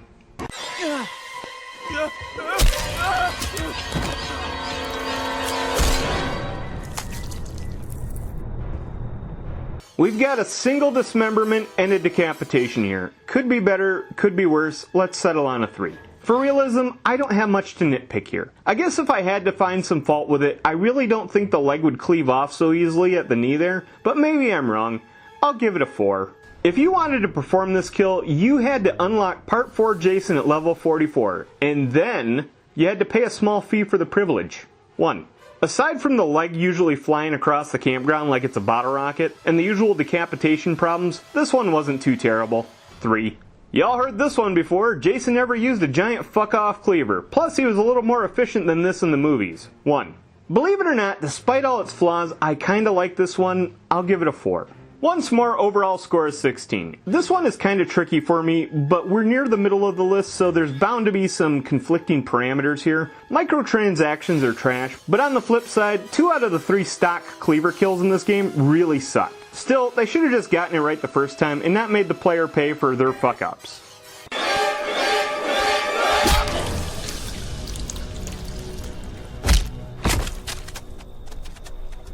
Okay, this may just be a decapitation, but I don't know. There's just something about half-assing it and then finishing the job with a heavy jab. It's gonna be a 4. Mechanically, I think this one is fairly sound, but there is no way I can buy the victim standing vertically that long with a half-cleaved neck. I'll give it a 3, but it should probably be less. They only put 1 machete in this game, and it only got 3 kills, so you just knew they were going to release some extra kills for a nominal fee. The price might have been modest, but you weren't getting it without paying the toll. 1. You know, if I was designing a Friday the 13th game, I would pour a ton of resources into getting the decapitation physics on par with the jiggle physics of the DOA game. I'll give it a 3 for stability. Jason has decapitated many victims, but he never did it like this. Alternatively though, his own head was sorta done like this in Jason Goes to Hell, but it wasn't exact. He wasn't exactly Jason at the time, and that movie blows. 1. I mean, who doesn't love a Pez dispenser? 4. And overall, we've got a 16 for this kill. I especially like that they were required to call this kill the candy dispenser instead of the Pez dispenser. I just find it funny when they have to deal with these obnoxious branding issues. Aside from that though, this one is actually kinda creative, and I hate to give IllFonic credit for anything, but they didn't do too bad with this one.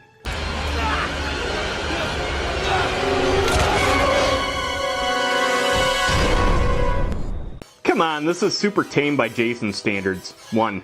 This is actually a legit way to kill someone, but a spine busted like this probably wouldn't instantly kill them. More likely they'd be screaming for a while and never walk again. 3. 1,000 customization points and this kill could have been all yours. What a bargain. Or you could just load up the small Packanack map and watch the intro. 4. Well, it's pretty hard to fuck this one up, but IllFonic still managed to get the body to jump around from time to time, but it's fairly rare. Another 4. God, I hate to give more points to this one, but Jason pretty much did something very similar to a soldier in the opening to Jason X. That being said, it's not exact, and it's Jason X. A reluctant 3. All I can say positive about this one is that it was fairly short and it let you move on with your life. Hopefully to go do a better kill. 2. An overall score of 17? How? This kill sucked! Unfortunately, I don't score these kills solely on how much I like them, and this thing just happened to score well in a few categories that many kills that I liked were lacking in. Anyway, that was Backbreaker. It turns out Jason is just a discount Bane, so you now have my permission to cry.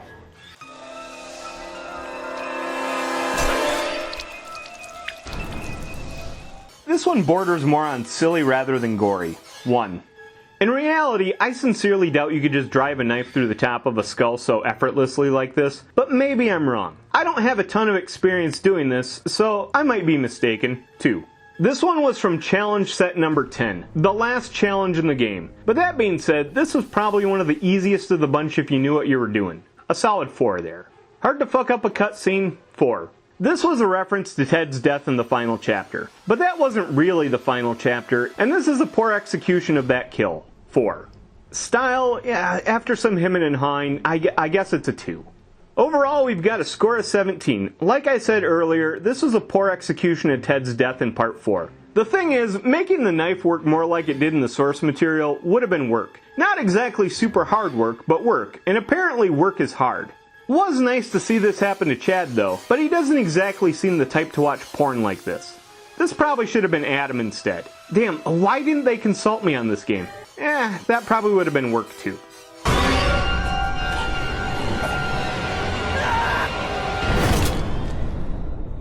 It's a fucking wrestling move, but I'll give it a little bit of credit for slamming them on their head, too. Yes, I have absolutely no doubt in my mind that a slam like that headfirst into the ground would easily break someone's neck and likely kill them nearly instantly. This one is a rare 5. This one would have cost you 1500 customization points, and that's a fairly reasonable amount to pay for an entry-level kill. 4. The only real issue with this one glitching is mainly dependent on where exactly you grabbed them. You could potentially get them to bounce around some obstacles if you did this in the wrong place. 3. This one is a direct reference to that time that Jason body slammed Andre the Giant, hit him with the leg drop, and then won WrestleMania 3. Oh wait, no, that was Hulk Hogan. 1. I'd give this a 1 for style, but I did kinda like how Jason brought the victim down on their head, so I'll throw a 2 at it, I guess. Overall, it's a 17. I really don't like they tried passing off pro wrestling moves as kills in this game. I'm half surprised though that they didn't do more. I mean, no tombstone piledriver, no stone cold stunner, no moonsault from the top rope. If you're going to make a joke out of Jason, in for a penny, in for a pound. I'd suggest that Ilphonic just go make a wrestling game, but ain't nobody out glitching the 2K series.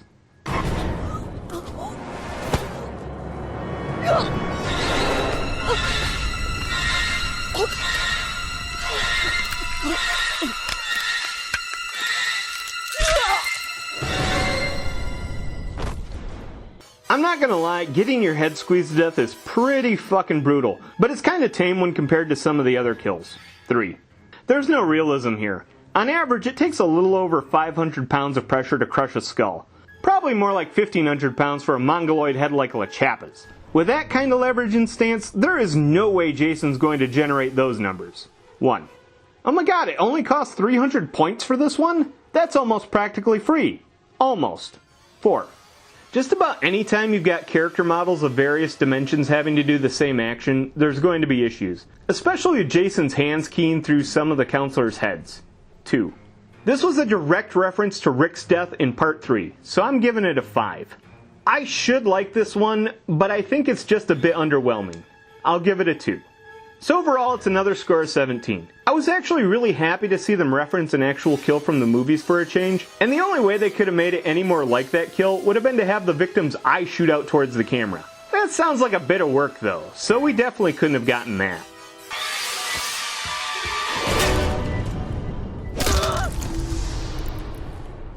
This is really just a slam and a stomp, but it's a really rough example of both, so I'll give it a 2.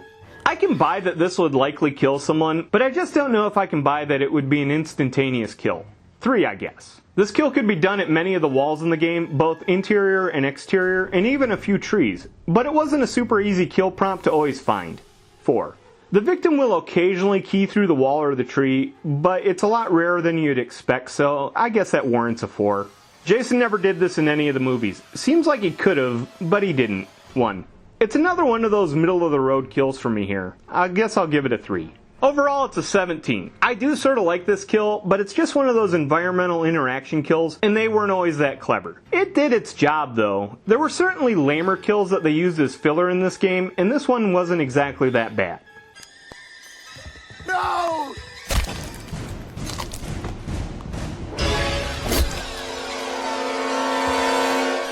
This would have been a standard decapitation, but Jason had to ramp it up a bit by fucking up their clavicle first. That's just mean. 3. Yeah, broken collarbone would probably drop you to your knees, and a decapitation would probably put you out of your misery. Don't know if someone would quite react that way to the first chop, though. 4. Alright, you started the game with the axe, and this kill cost 500 points to unlock, so that's pretty available. 4. Man, this kill was buggy as hell. Not only did it suffer from bad decapitation physics, the arms would jump around and contort in unnatural positions at times. It's not quite a 1, so I'll give it a 2. Nah, he never did this in any of the movies. 1. I could simply call this one a little bit boring, but the whole off with their head thing kind of amuses me. I guess I'll give it a 3. And overall, it's a score of 17 again. It's so fitting that this kill landed right on number 50, because I really don't have any strong opinions on it. It literally landed in the middle of the spectrum of kills that were featured in this game. It's kind of a shame though, because next to the machete, the axe is another one of those staple weapons for Jason, and I would have just expected more out of one of its kills.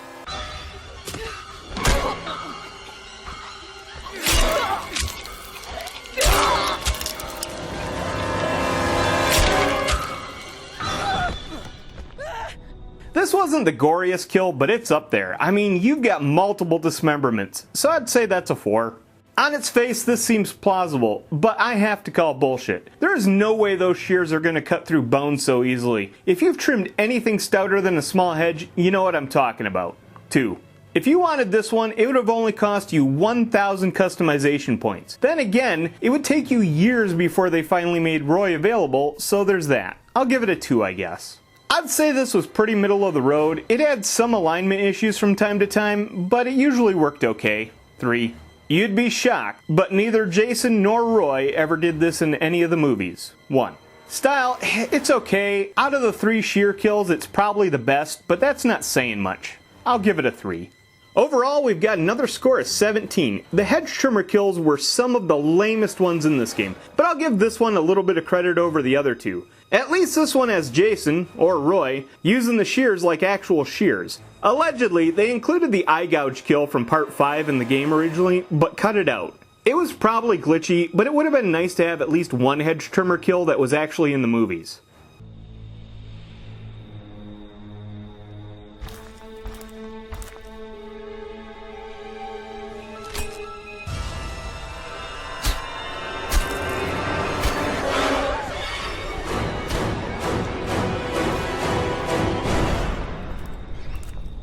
That's a lot of damage. This was pretty damn brutal, I'm not gonna lie. But it wasn't the goriest of them all. I think it at least gets a 4. I'm a little torn here on realism. On one hand, it's pretty realistic, but on the other hand, that decapitation seems a little too clean. Plus, there's no way the victim wouldn't just collapse after the first few strikes. 3. This kill came free once you unlocked Part 8 Jason, but it took a long ass grind up to level 20 to even get there, so I'll give it a 3. This kill would have likely been pretty stable if it hadn't been for that decapitation at the end. It suffers from the usual jank physics most of these decapitations suffer from. 2. In addition to just being a weapon kill in this game, this one was also in the Pinehurst opening cinematic, a direct reference to Part 5. The only problem is that neither Jason nor Roy had anything to do with this one. It was Victor Fadden that axed Joey to death. Plus, Vic didn't have that sweet flourish at the end for the decapitation. Still, it's a reference. I'll give it a 2 at least. Alright, I know I've done a lot of nitpicking on this one, but it's still a pretty good kill. Definitely one of the better fire axe kills. I'll give it a 3.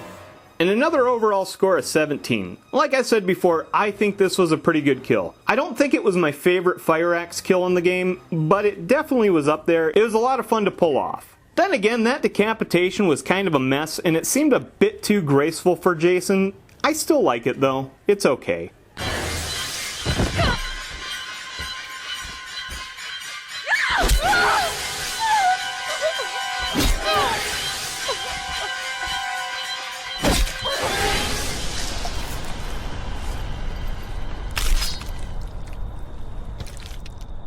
Like the previous kill, this one was brutal as hell, but not exactly the pinnacle of a gory bloodbath. 4. Outside of the obvious machetes don't cut through bones that easily argument I usually have, there's also a bit of weird nonsense here. Him chopping off the first arm is okay, but then when he goes for the other one, it's not even in a viable position to chop through. Still, the machete getting stuck in the skull gives it a bit of legitimacy, so I'll give it a 2. This kill did cost some customization points, and you had to reach level 7 to even get access to it, but level 7 wasn't too hard to reach. Let's call it a 4. We've got another glitchy mess here. More often than not, it seemed like the counselors would sink into the ground, and that often led to issues. 2. Jason chopped more than one victim to death with a machete in the movies, but the only one on camera that I can think of was Ali in Part 3, and even that was pretty different.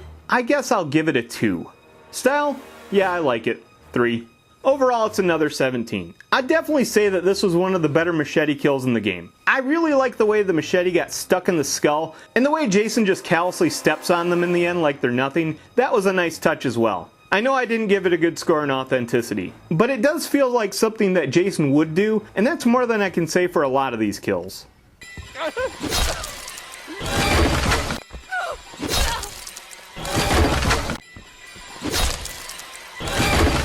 Not much to say brutality-wise here. You didn't even get to see the victim in this one. Then again, it does go into first-person POV, so I guess it's a psychological thing. Flimsy, but I'll give it a 2. I've got 2 major gripes with the realism on this one. Stabs in the stomach are rarely instantly fatal, and running a machete through a wooden door is not that easy. I know from experience. 3. As for availability, yes, this kill requires a closet or an outhouse, which are numerous on every map. But the hang-up was catching a counselor actually hiding in one. I had a hell of a time getting this footage because of that. And the barn one is only available on Higgins Haven, and good luck getting anyone to hide in that fucking barn. 2. It's a fairly stable kill, but it does zoom in too close from time to time, and on rare occasions, the door doesn't even break. They still die, but it's a glitch. I'll give it a 4 though. There have been similar kills in the films. Susie's death in the opening of Part 8 was kinda like this, and the outhouse one is probably supposed to be a reference to Demon's kill in Part 5, but it's still a lot different. I'd settle on a 2 for this one. I've trashed on this one a lot, but I liked it more than some of the other kills. 4.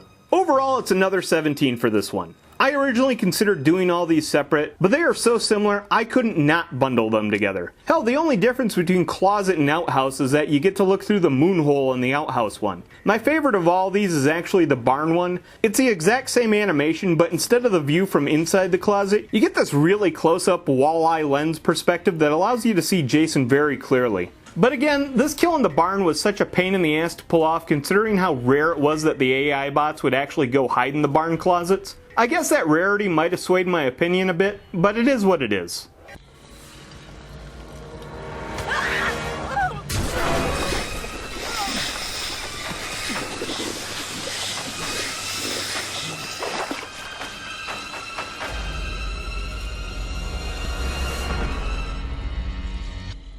Brutality, 5. That's fucked up and might just be one of the worst ways to fucking die. Now, I'm no expert in how long it would take someone to drown in boiling water, but I'm assuming it wouldn't go quite this quick. I could be wrong though. Plus, there's no way Jason's not getting his hands scalded here. I'm giving it a 2.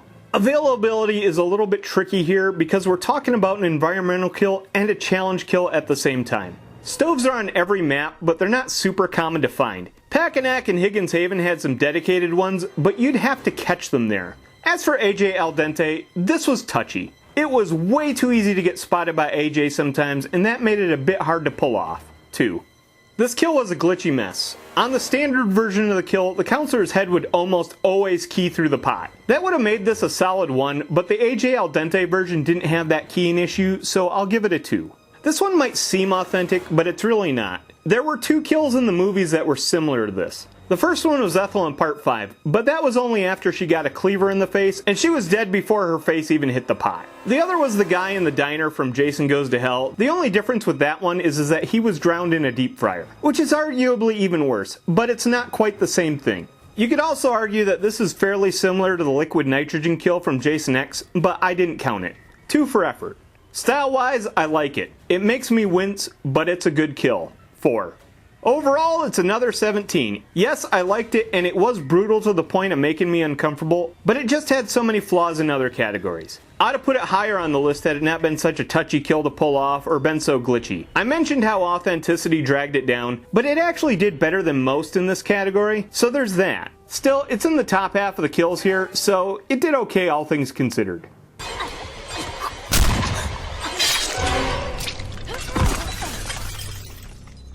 All things considered, this wasn't a very elaborate kill, but at least there was some blood, too. I'm pretty sure this one might have been one of the most realistic kills in the game. The victim might live a bit longer before bleeding out, but I doubt it would take much longer. 5 out of 5. Sadly, this was yet another kill that was only available after you paid for some DLC, so that's a 1 all day long.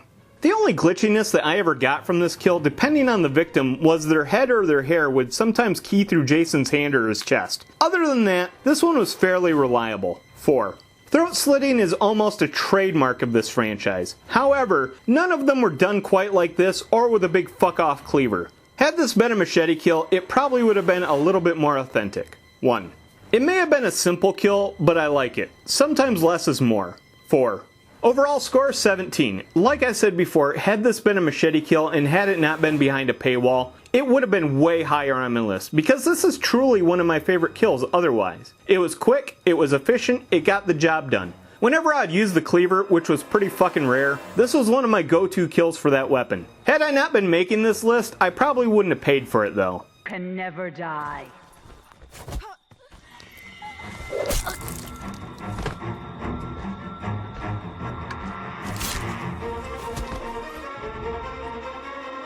It may seem kinda detached to say that an axe going through the head of a victim isn't that brutal, but in comparison to some of the other kills, this was pretty tame. 2. There is so much unrealism here it's not funny. But as unlikely as it is to be able to throw an axe, hit them in the head, and not just shatter their skull, it's not totally out of the realm of reality. I'm gonna be very generous here and give this a 3, but it should probably be a 2. It was a long ass grind up to level 20 to get this one, and then you'd have to drop some customization points on top of it. 3. This kill had some major stability issues, but some of this is unavoidable with a kill like this. If you had gotten a victim with this and they were up against a wall or a piece of furniture, Jason would just collide with that obstacle and it would create some nonsense. Also, the victim's knees would sink too deep sometimes. 2. A kill sorta like this was in the 2009 remake, but that was in the back, not in the head, and it left the victim alive for a while instead of just killing him outright. I should have really given it a 1 on that alone. But this does remind me of the way Jason throws the axe in the old NES game, so I'll give it a 2 for the charm and nostalgia. This will be a first on this list, but definitely not the last. I love this kill. It's a lot of fun. 5. And we've got a total score of 17 again. I'm pretty sure they were going for a nod to the remake, and by now you should know my feelings about that one. The funny thing is though, is that this was so much closer to the NES game, which I absolutely love. Anytime I would use the fire axe, this was my go-to kill. It may have been a bit janky sometimes, but oh my god was it so fun to do.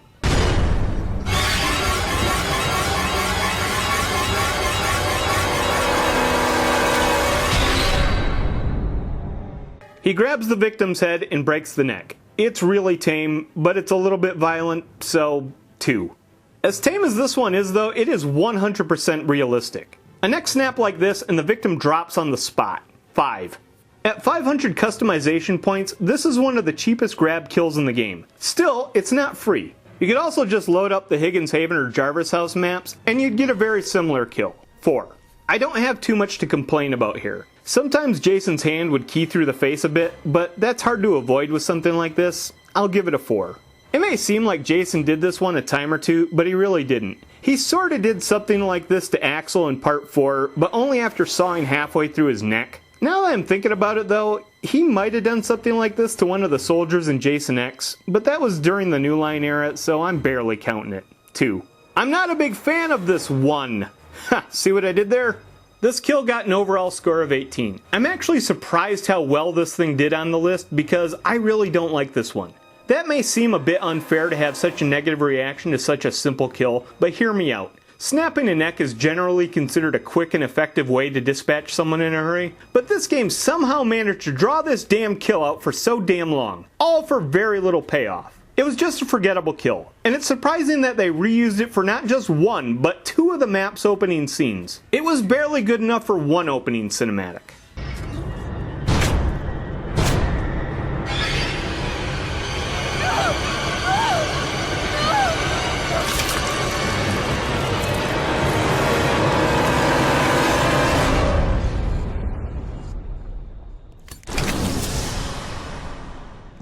On brutality, I'd say this one was pretty much middle of the road. It's a nasty way to go, but there are much worse ways to die.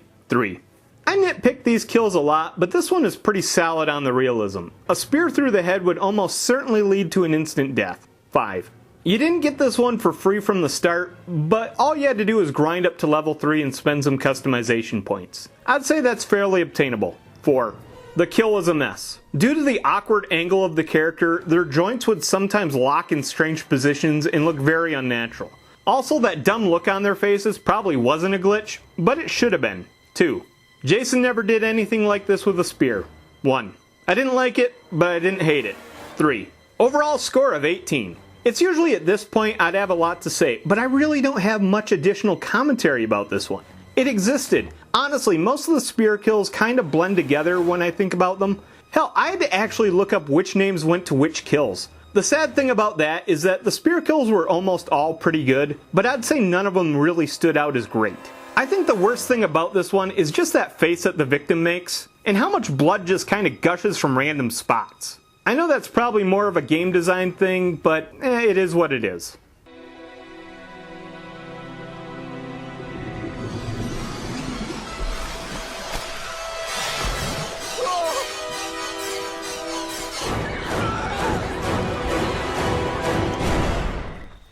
Drowning is an absolute horrible way to go, but it's not like we're actually seeing anything here. It's a 1. As usual, my biggest issue with this one is that it takes way longer than a few seconds to drown someone. I get that it's a game and you can't kill the momentum, but that doesn't make it any more realistic. 3. Availability is a little tricky on this one. On one hand, every map has a lake. On the other hand, you actually had to catch someone in the water. Now, you move a lot faster in the water, but they actually have to go into the water first. You could also just load up the Crystal Lake map and get a slight variation of this. 2. It's kind of hard to screw something up like this, but every once in a while the game would stall for a few seconds whenever you attempted to drown someone, so I'll give it a 4. Not only is Jason drowned victims in the movies, but his very first appearance was actually very similar to this one. I'm going to give it a 5. Again, this is a middle of the road kill for me. 3. Overall, it's another 18. There was a lot I liked and a few things that I didn't. It was nice to have this kill in the game, and while I complained about how long it should take to drown someone, this one was great for being quick and not killing the game's momentum. On a side note, I used to love doing this to my friends when we'd go swimming as kids, so it's got a soft spot in my heart. Also, Ari Lehman is the only actor to play Jason I've ever met, so there's that too.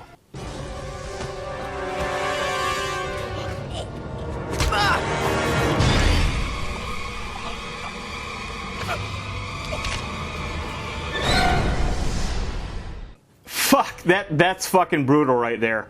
I can't quite give it a 5, but I'll give it at least a 4.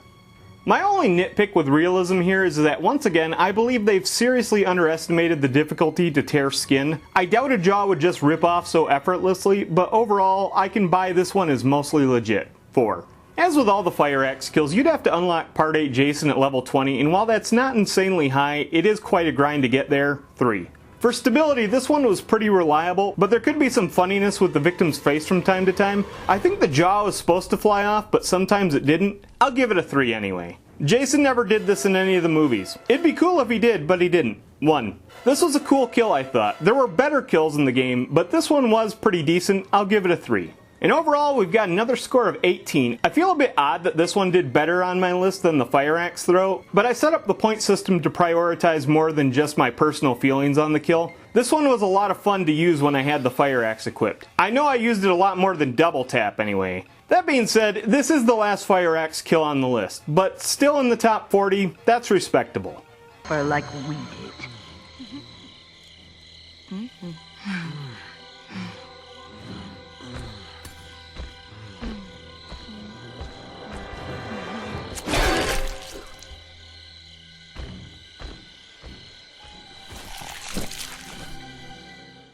This one was really brutal. I'll give it some bonus points for being a double kill, but I have to take some away for reducing its potential. More on that later, but for now, it scores a brutality rating of 3. Realism-wise, this one had me almost up to the end. I buy that a spear through Adam's throat would kill him instantly, and I can almost believe that a spear through the spine might at least paralyze someone enough to practically appear dead. But then she slumps forward, and you can tell the character model just passes right through the spear, instantly shattering the suspension of disbelief. I can give it a 3 though.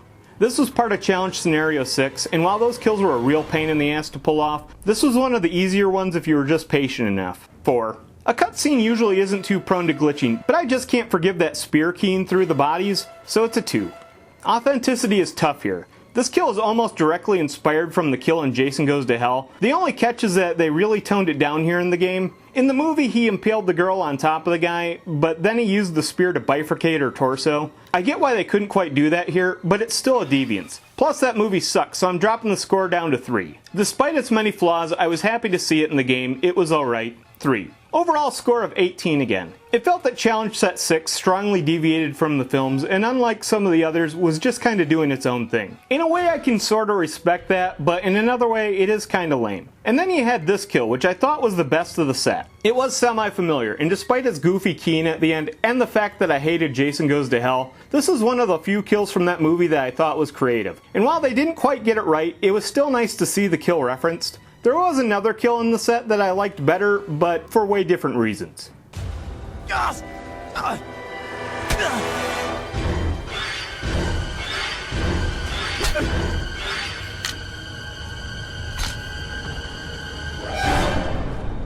This one was a little on the mediocre side, but the axe getting stuck in the head really sells it a bit more. 3, I guess. I buy the stunning blow to the head, but I don't entirely buy that the skull wouldn't just cave in under those conditions. Still, it's not completely living in the world of make-believe. 2. This kill was available for the very first weapon that you got in the game, but it did cost 1500 customization points, so it'd taken a match or two to save up for it. I'd say that's a 4. There wasn't too much instability here, but the body would lurch unnaturally from time to time, so I can't quite give it a 4 or a 5. 3 it is. Again, I'm a little conflicted on authenticity. Jason never really did this to anyone, though Pamela did bury an axe in Marcy's face off screen. Then you've got what Chrissy did to Jason at the end of part 3. And that felt a lot like what they might have been going for here, but it's not exactly the same. I'll give it a 3. Like I said before, that axe getting stuck in the forehead really sold me on this one. Normally I'd consider this a so-so kill, but this is a solid 3. Overall, this one gets an 18. This wasn't the best rated axe kill on my list, but it was my favorite one from the game, which as you can tell, the axe wasn't exactly my favorite weapon to use. It makes sense though, it was the first weapon you got in the game, so naturally its kills would be a little bit more lackluster. The funny thing is, outside of the machete, the axe is likely one of the most iconic weapons when you think of Jason. They could have done a little bit better in my opinion.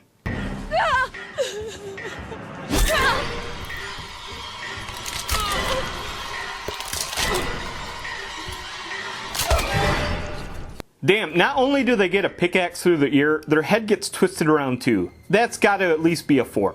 Reality takes a holiday on this one. I'll buy that a pickaxe could pierce a skull, and I can even believe that a head might be able to be twisted like this, but I can't buy that the victim would stay standing after the head wound.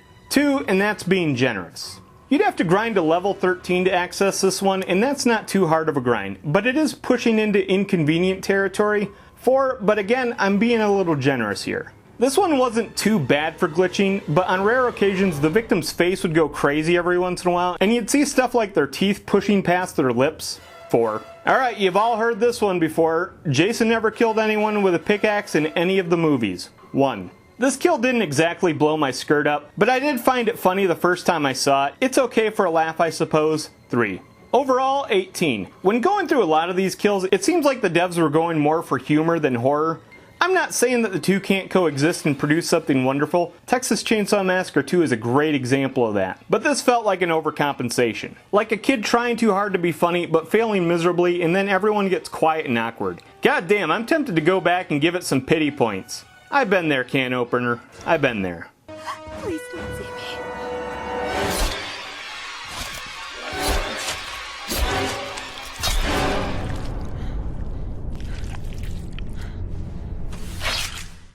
This one's pretty tough. I mean, they're already lying prone and then get stabbed multiple times with no way to escape or defend themselves. On the other hand, you can't see any of this, and you could argue that the only one getting killed here is the bed.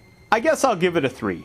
There's not much to nitpick here, especially since you don't see anything, but what's implied would likely be fairly fatal. My only gripe is that those camp beds have a metal mesh bottom, and it's a lot harder to stab through than you'd think. That's pretty weak though, so I'll drop it 1 point. 4. This was another one of those kills that you'd think would be simple to pull off due to the number of beds on each map, but first you'd actually have to catch a victim hiding under the bed, and that can be tricky sometimes. Still, the single player AI bots did really love hiding under the bed, so I'll give it a 3 at least.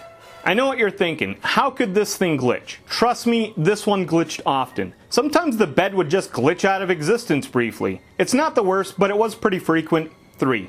Jason sorta did something like this in Freddy vs. Jason, except the victim was sleeping on top of the bed. Plus that's a New Line one, so that stinks. Although, Jason did attempt to kill Ginny when she was hiding under the bed in part 2, but he was incredibly unsuccessful. I'll give it a 2, but it's a very shaky 2. I liked it. There's just something about this one that I think is fitting for the feel of the game. 4. Overall, 19. Moving on up now. I'd say that this was one of the more satisfying of the hiding spot kills. When playing as Jason, it was so annoying when the counselors would hide like little bitches. So it was so satisfying when you finally caught them, and this one really captures that frustration. It did suck when it was a little finicky, and normally I'd hate off-screen kills, but this one worked just fine.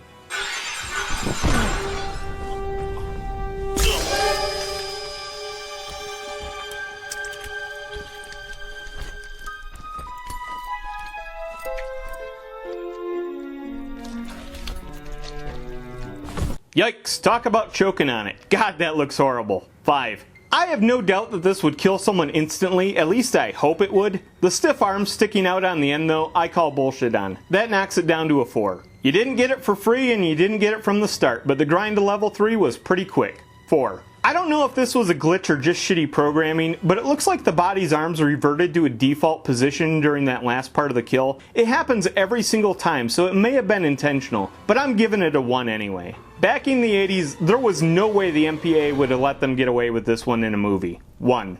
Many flaws aside, I like this one. It made me wince, but it was creative and had a bit of style with that ending minus the arm issue. 4. Overall, it's another 19. There were better kills, there were worse kills. This one seems like someone had a really great idea and then just phoned it in during implementation. I'm not an expert in these matters, but I'm sure that with a little bit more polish, this could have been so much better. That spear sliding through the head at the end alone was a pretty cool idea. But again, it just looked a bit off. But hey, it almost made it into the top third of my list, and if you hadn't noticed, I can be a little critical. So it's got that going for it.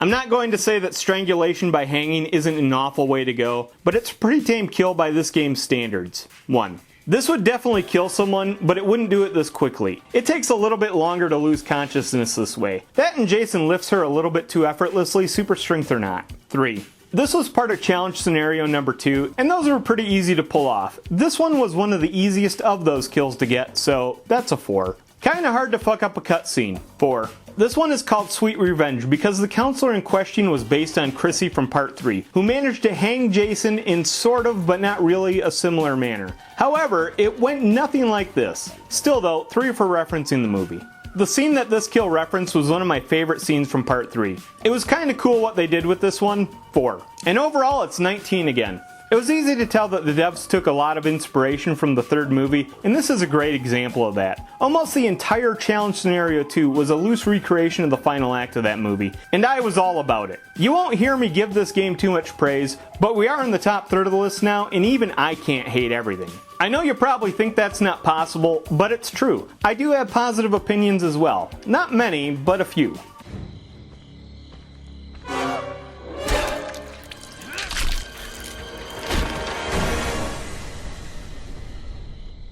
If you've got them, I guarantee you felt some sympathy pain on this one. 5. The groin carries a lot of major arteries, so someone would probably bleed out pretty fast from a wound like that. On the other hand, those sides are a little unwieldy to handle, and Jason pulls this off just a little too easily. 4. It was possible to spook Shelly before he gets into the barn, but it wasn't too hard to sneak up on old Butterball, so I'll give it a 4. Stability, it's a cutscene, 4. Jason never did this one. I suppose you could say that this is how he killed Shelly off screen, but given the cutthroat that he is sporting later in the movie, I doubt it. 1. I really didn't care for this one. On the other hand, I really hate the character of Shelly, so it was a little bit satisfying to see this happen to him. 2. Overall, we got a score of 20. Wow, there wasn't a dozen or so 19s? That's incredible. This one was part of Challenge Set 4, which was kind of a sequel to Challenge Set 2 in that it was heavily inspired by the third act of Part 3. That being said though, this kill wasn't all that good. It lived somewhere between plausible and bullshit, and sadly, very sadly, Shelly didn't bite the dust this way. At least we're 99% certain that he didn't, as I mentioned earlier. Even the name of the kill, Farmer Jason, wasn't all that creative, and it just reeks of a last-minute decision made right before quitting time on a Friday.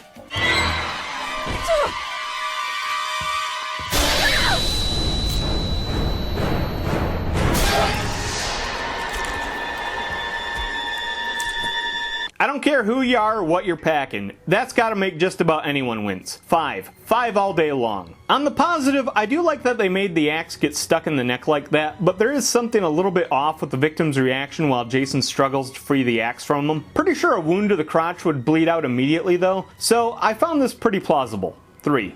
As far as weapon kills, it didn't get any freer than crotch chop. It was the free kill that came with the very first weapon Jason got in the game.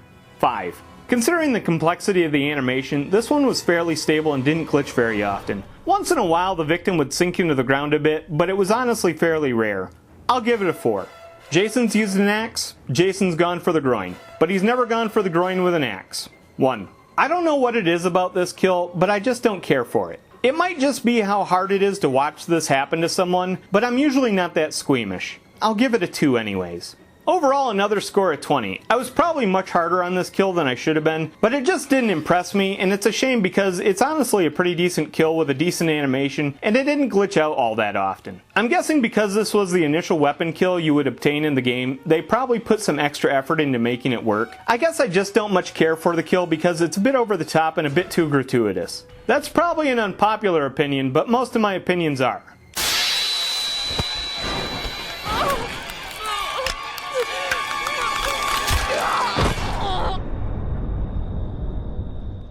This might seem a little cheap, but I've reviewed like 70 of these so far, so if they can recycle, so can I. Getting your head squeezed to death is pretty fucking brutal, but it's kinda tame when compared to some of the other kills. 3. Much like I said with kill number 52, there's no realism here. On average, it takes a little over 500 pounds of pressure to crush a skull. Probably more like 1,500 pounds for a mongoloid head like LeChappa's. With that kind of leverage and stance, there is no way Jason's going to generate those numbers. 1. Alright, I'll have to get creative for this one, but... Oh my god, it only costs 250 points for this one? That's almost practically free. Almost. 4. Unlike Head Squeeze, Head Crush was much less glitchy. You'd still get some of the hands keying through the head issue, but it wasn't as obvious. 4. Sorta like what I said with the authenticity of Head Squeeze. This was a direct reference to Officer Papa's death in Part 6. So I'm giving it a 5. Alright, I'll knock that off now. Obviously, I liked Head Crush more than Head Squeeze, so I'll give it a 3 instead of a 2 this time. Overall, we got a score of 20 for this one. Both Head Squeeze and Head Crush were fairly similar, and both were direct references to the films. I always liked Head Crush more though. Maybe because it's a little bit more iconic. Jason not only did one exactly like this in Part 6, but he also almost killed Megan in the exact same way later in the movie. Even shithead pseudo-Jason from Jason Goes to Hell did this kill. It's also just a better looking kill in my opinion. Head Squeeze was done that way in Part 3 to play into the 3D gimmick, while Head Crush just felt a little bit more natural.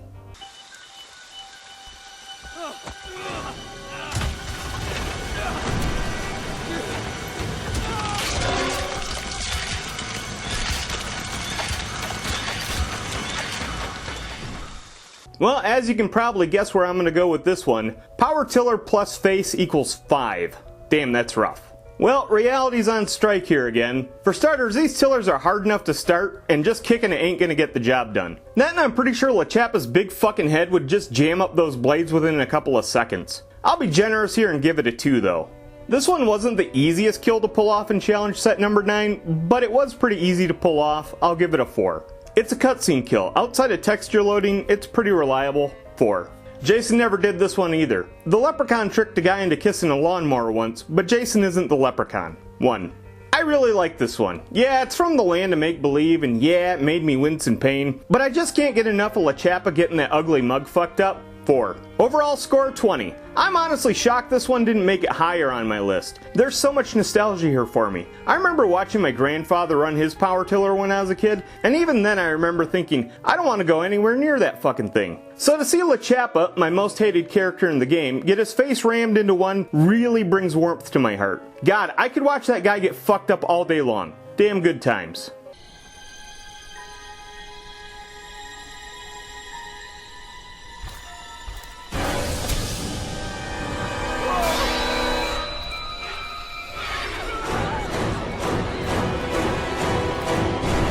Well, there's a head wound, but it wouldn't kill instantly and there's not much gore here. 1.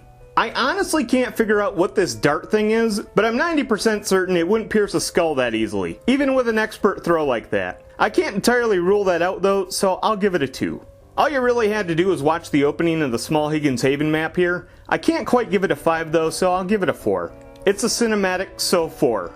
OMG, we've got a direct reference to one of the movies. This is exactly how Jason dispatched a deputy in part 6, so 5 out of 5. The first time I saw this one, I was immediately really happy to see it. 4. Overall score of 20. Since I was a kid, this kill has fascinated me because for the life of me, I cannot figure out what the hell he's throwing here.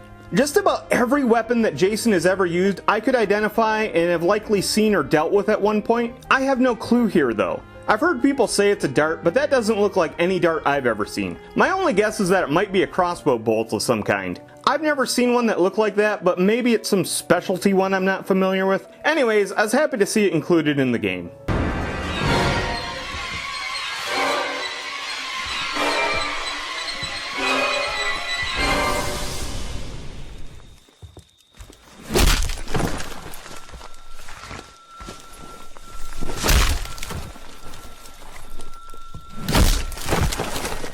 This one's really brutal, but I can't overlook the fact that you don't ever see anything actually happen to the victim. 4. Forgiven the fact that a body would be so heavy that it'd be nearly impossible to get enough momentum to swing it like that, the sleeping bag didn't exactly look like it had more than 15 pounds in it with how it moved along the ground. I hate to nitpick this one, but I really can't go much higher than a 3 here. While most of the hiding kills were fairly hard to get, the AI bot seemed to absolutely love hiding in the tent, so it wasn't too hard to catch one of them in there. 3. Outside of Jason's hand keying through the bag and other little things I usually gripe about, this one has a super legit match-ending glitch. Not too often, but every once in a while, triggering this kill would lock up Jason's animation cycle and he'd just stand there in front of the tent indefinitely. It was kinda rare, but it happened to me like 3 or 4 times while capturing footage, so I'm giving it a 1 here for breaking the game. Alright, so not only was this an authentic kill from the movies, but it actually fixed a great injustice by the MPAA when they forced the studio to cut the sleeping bag kill in part 7 down to only 1 slam against the tree. Oh, and it was revisited in Jason X, but fuck Jason X. Still 5 though. This may be no surprise, but I like this one a lot. 4. And overall, we've got another score of 20. This is one of those kills that I feel was probably conceptualized for the game very early in development. Even among casual fans of the franchise, this kill was iconic. So iconic that they redid the kill later in Jason X. It's just a shame that this kill had such a match-breaking glitch attached to it, or it would have been much higher on my list. My only other gripe about it was that it was a very slow kill and it took forever to get through. Again, this kill was fantastic, but it really killed the momentum of the match. Still, it was always worth doing when you got the chance. As long as it didn't freeze your animation and force you to quit the match.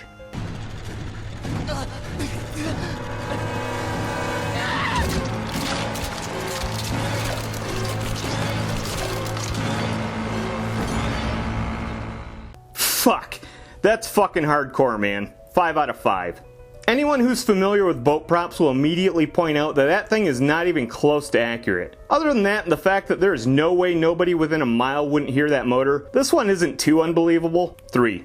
This one was part of challenge number 6 and could be really tricky to pull off. You really had to have some patience here, and LaChappa was very prone to catching you if you weren't careful.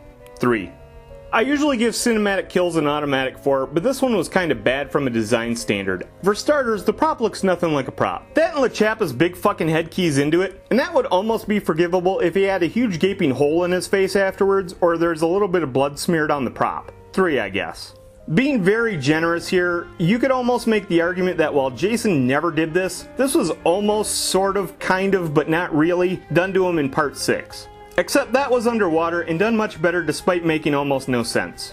1. Any kill that fucks up LaChappa's pretty little face is great in my book. 5. And overall, it's another 20. I had so much to complain about this one, but I really do have to give them credit here. This was a cool kill to put in the game, even if so much about it made no sense. This was obviously put in to satisfy the gorehounds in the fandom, and while that's not exactly my cup of tea, I'd say they pulled it off really well. Plus you got LaChappa's big dumb face being torn to bits again, and you know that's always gonna score high on my list. The first time I ever pulled this thing off, the first thing I said was, "Yeah, take that, LaChappa."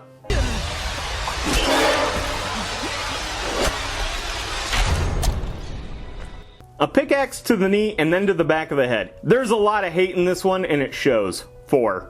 This has got to be one of the more realistic kills in the game. A blow like that to the knee would definitely drop them like that, and a blow to the back of the head would definitely finish the job. 5. You had to buy this one as DLC, so you know what that means. There wasn't much wrong with this kill in terms of stability. Every once in a while the victim would key into the ground and blood would spurt at the end, making it look a little goofy, but for the most part this one worked great. 4. Jason killed 0 victims with a pickaxe. 1. 5 out of 5. I love this kill.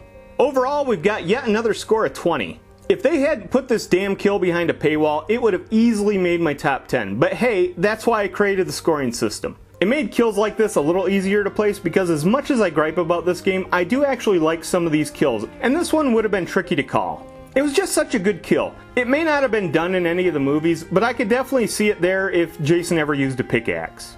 All in all, it was just done really well here.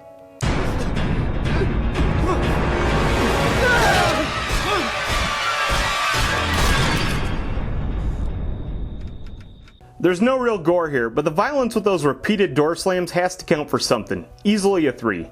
For the most part, I bought this as realistic, but there's just something about the way he's holding them there that looks a little unnatural. I guess I'll give it a 4. Almost certainly this was the most readily available environmental interaction kill in the game. You couldn't spit without hitting a door in just about every map, and the counselors loved hanging around them. Sometimes just opening and closing them repeatedly, but that's another thing altogether. 5. This one was pretty reliable, although the doorknob on some of the doors did key through the head a little unnaturally. 4. I initially was gonna give this a 1, but Non-Jason did once crush a lady's head in a car door in Jason Goes to Hell, so that's kind of a reference. A reference from a shit movie though, and it's just coincidental at best. 2, I guess. This one was okay. I like that it was an option and it was a fairly quick-paced kill, so it got the job done nice and quick. Plus it was nice to finally use one of these damn doors to your advantage. 3. Overall, we got a score of 21. We're finally moving up into the better kills on this list. As far as generic kills go, this one really felt like it was a prime example, but it was still a fairly nice kill. And I'd say it was probably the best of most of the mundane kills in this game. Although, this is almost the very definition of mediocre, but definitely the first in its class.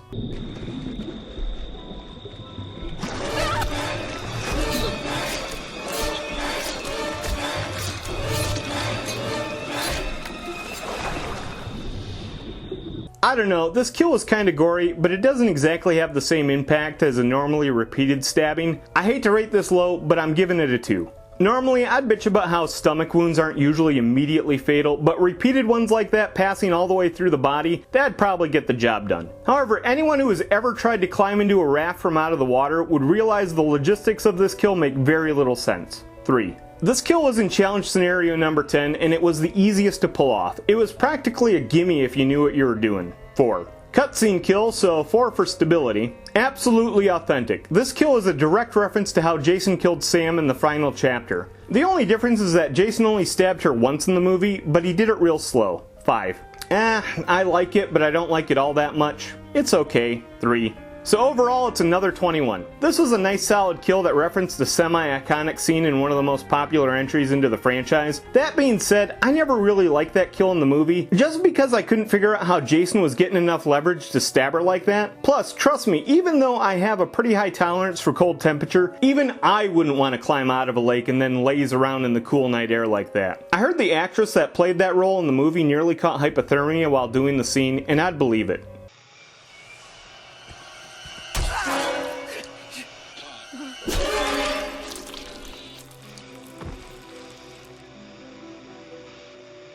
This kill was pretty hardcore, but it wasn't over the top or anything. I might get some flack for this, but I'm giving it a 3.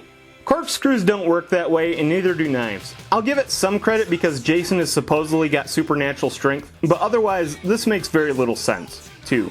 Just like the last one, this kill was in challenge number 10, but this one was a bit more tricky. LaChappa would sometimes hear you coming, and even then you had to wait forever to get him. Still, you could pretty reliably pull it off. 4. Another cutscene, another 4. The last kill was a semi-iconic kill from the final chapter, but this one referenced a way more iconic kill from that film. 5. Part of me really doesn't like this one, but at the same time, LaChappa does get fucked up again. I'll give it a 3 anyway.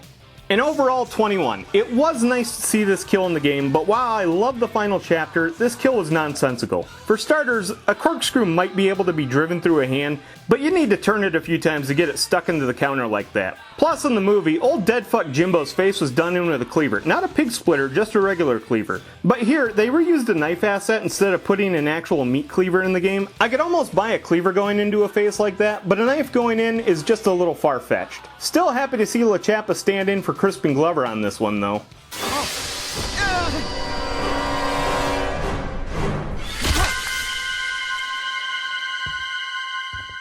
There's not a lot of gore here, but the stomp is pretty damn brutal. I'll give it a 3. As for realism though, there is nothing phony about this one. A hard stomp like that would definitely break a neck. 5. This unarmed grab kill used to only cost 400 points and with no level cap, so it's fairly easy to get. 4. Being as simple as this one is, there's not much that could go wrong, but the victim does keen to the ground every now and then. 4. While I could definitely see Jason doing something like this, he never did in any of the movies. 1. Believe it or not, I actually really like this one. I think it's one of the better unarmed grab kills in the game. 4. Overall, we've got a score of 21. I didn't really have much to say about this one, but to be fair, there's not really much to say about this one. Jason pulls an Undertaker and just gives the victim a choke slam, and then he stomps on their head, breaking their neck. It's a very simple kill, but I think its simplicity is why I liked it so much. It was quick and it got the job done, and to me, it always seemed like Jason was all about killing one victim and moving on to the others. This one was exactly that.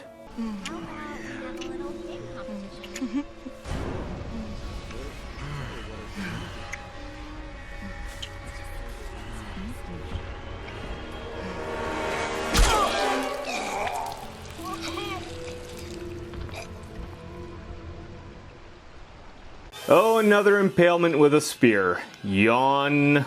How sad is it that the brutality of a simple impalement is almost the baseline for brutality here? 3.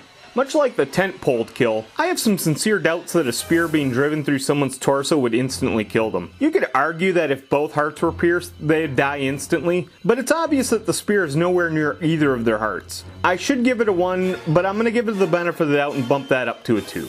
This was part of challenge scenario number 5, and it wasn't too hard to pull off if you had a bit of patience and could sneak past the group in the main room. 4.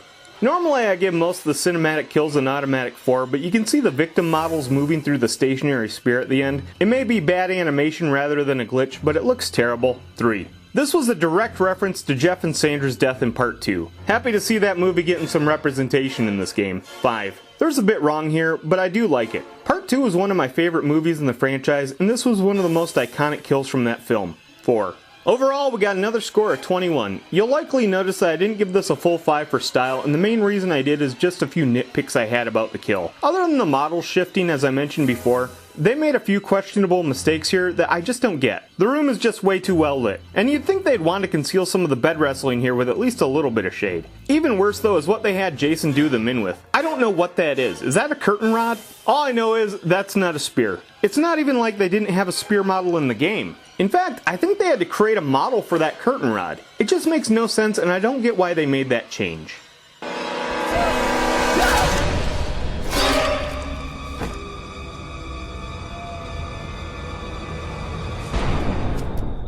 Not too much brutality here. He stabs them in the chest and they die. And even then, he's only sticking in the tip. 2, but a tame 2. This one seems fairly realistic. A stab to the heart like that would probably result in this kind of reaction from the victim. A bit dramatic, but I think it works. My only nitpick is that ribs are a little bit harder to pierce than this. 4. All it took to get this one unlocked was a short grind to level 7 and 300 points. I'd say that's a 4. There's not too much to complain about, but the way the machete keys through the victim's back every now and then makes it look a little fake. 4. This has got to be a classic Jason kill. Or so it would seem. Jason has stabbed a ton of victims with his machete, but I can't see where this is a direct reference to. I'll give it a 2, but I feel like I should score it a bit higher. Style, absolutely love this kill. It's just so Jason. 5. Overall, it's going to be another 21. I know it may seem strange that this kill landed so high on my list, but despite being simple and somewhat generic, everything about this kill screams Friday the 13th. It's the classic machete stab, and the way the victim looks up in horror, the last spurt of blood, and then the collapse on the ground while Jason moves on to the next victim, it just doesn't get more Friday the 13th than the machete stab. It's subtle. Well, about as subtle as a machete stab can be.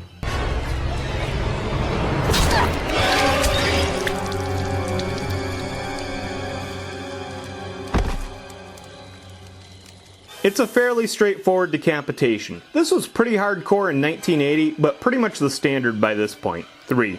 I really don't think that the neck and spinal column could be quite easily as cleaved from the body with a machete like this, but I do suppose with enough force, it could work. 4. If you wanted to do the Pamela kill, you had to pay the price. It was a fairly low-priced DLC, but a DLC nonetheless. 1. As usual, decapitations could suffer from some wonky physics in the game, but this one seemed not quite as bad as some of the other ones. 3.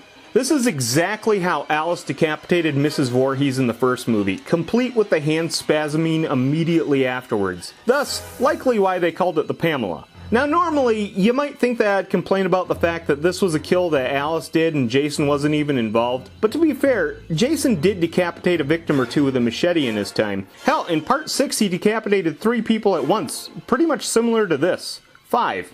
Very 5. For style, I fucking love this. I hate DLC, but this one was worth the price. 5. And overall, the score for the Pamela is 21. The decapitation of Mrs. Voorhees has got to be one of the most iconic moments in the entire franchise. According to most fans, this would be the exact moment that Jason would return from the bottom of the lake. Personally, I have a different theory, but this video is not about that. Truly though, this is one of my all-time favorite scenes from Friday the 13th, and I'm shocked that this kill wasn't in the game until a DLC pack later on. Burying it behind a transaction was a fairly scummy move though, if you ask me.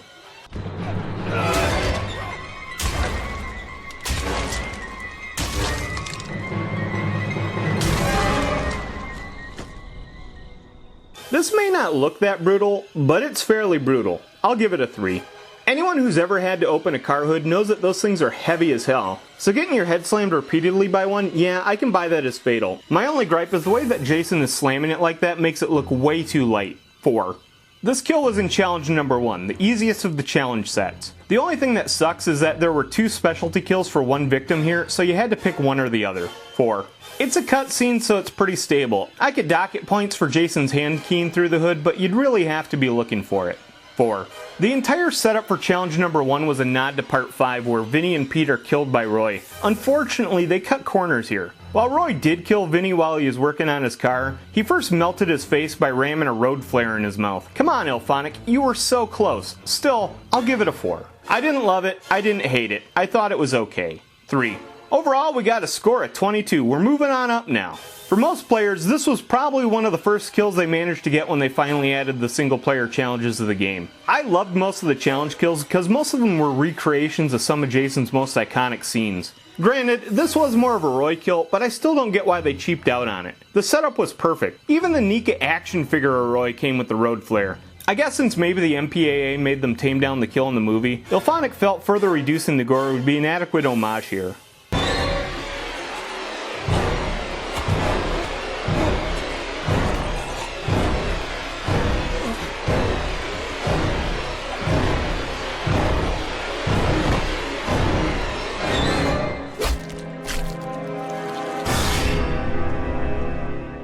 Throttling a victim is fairly tame, but it's that head stomp at the end that really puts this kill over. 3. I totally buy this one. I know that you can't strangle someone to death in this short a time, but you could probably make them black out, and that stomp would definitely do them in. I'm giving it a 5. This wasn't exactly a free kill that you got from the beginning, but it only cost 500 points to unlock. You could easily get that in 1 or 2 matches. 4. Other than Jason's hands keying through the victim's neck a lot, a good portion of the time after the stomp, the game physics would force the body into a weird, unnatural position. 3. I think this was meant to be a reference to Eva's death in part 8, and it's pretty close, but not quite the same with the stomp at the end. 4.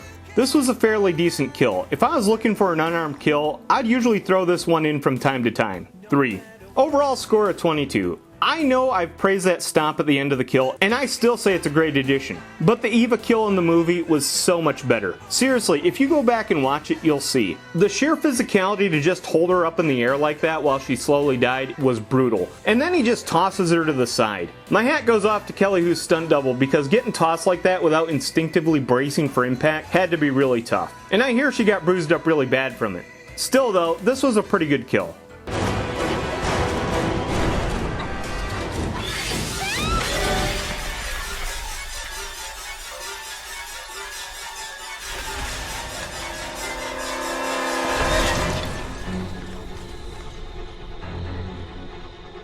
Getting thrown out of a window is one of the most cliche stunts in all genres of movies since the dawn of time. 1. On the other hand though, getting thrown through a window is way more dangerous than it looks. It's like getting thrown through a bunch of knives. They may not die instantly, but they'd likely bleed out real quick. Bonus fatality if you throw them through a second story window. 5. It's always tricky when I combine these kills, because the regular toss through the window was super easy to get. There are windows everywhere in the game, and the counselors loved hanging around near them. Exit the Octagon, on the other hand, was a real bitch. It was the final kill of challenge set number 10, and it was really tricky to pull off because you had to plan it out really well, and even then, it was easy to screw it up. I suppose we'll just give it a 3. One was a cutscene and the other wasn't. The regular window throw typically suffered from the usual keying issues, but that was almost certainly unavoidable all things considered. 4. Not only did Jason do this in a movie, he did it in 2 movies. Both Part 4 and Part 7 had kills where he threw someone through a second floor window, and the one from Part 4 was directly referenced with Exit the Octagon. 5. This is such a great kill. The challenge version was very tough to pull off, but worth it when you did. 4.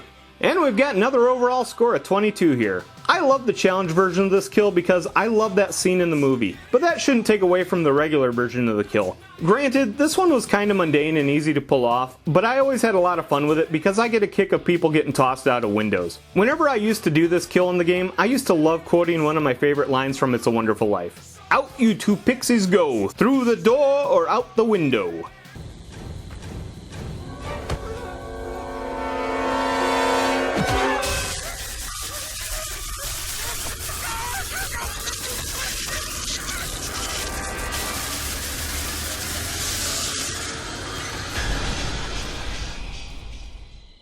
This one is pretty rough and ooh, that's gotta smart. But really, all Jason is doing here is giving Chuck a good kick. I'll still give it a 2.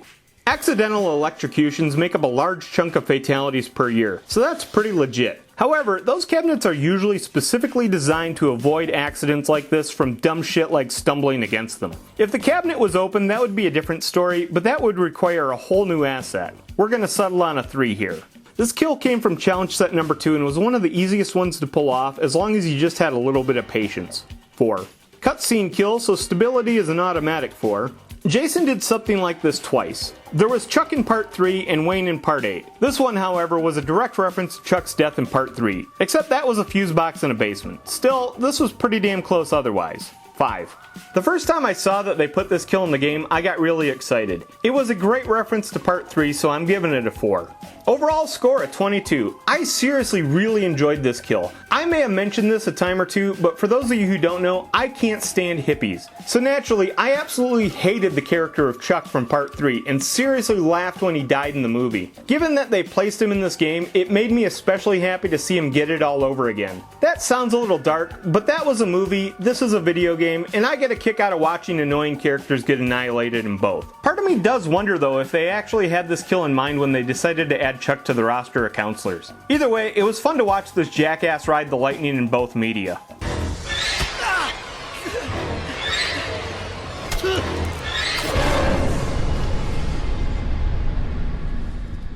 Pickaxe to the face? Damn, that's harsh. At least 4 points worth of harsh. Yes, I believe that a pickaxe through the face would immediately be fatal. What I find to be a little far-fetched though is how they freeze with their arms out like that when it happens. Let's call it a 4. To get this one, you needed to unlock Part 2 Jason and then use some of your points. Still, level 13 was a pretty short grind. 4. Believe it or not, this is one of those rare occurrences where I didn't spot any glaring glitches or busted physics outside of that goofy pose from the body. But I already dinged that on realism, so it's getting a 5. You've heard this like 5 times now, but Jason never killed a single victim with a pickaxe. 1. Outside of that goofy stance the victim did, this was a great kill. 4.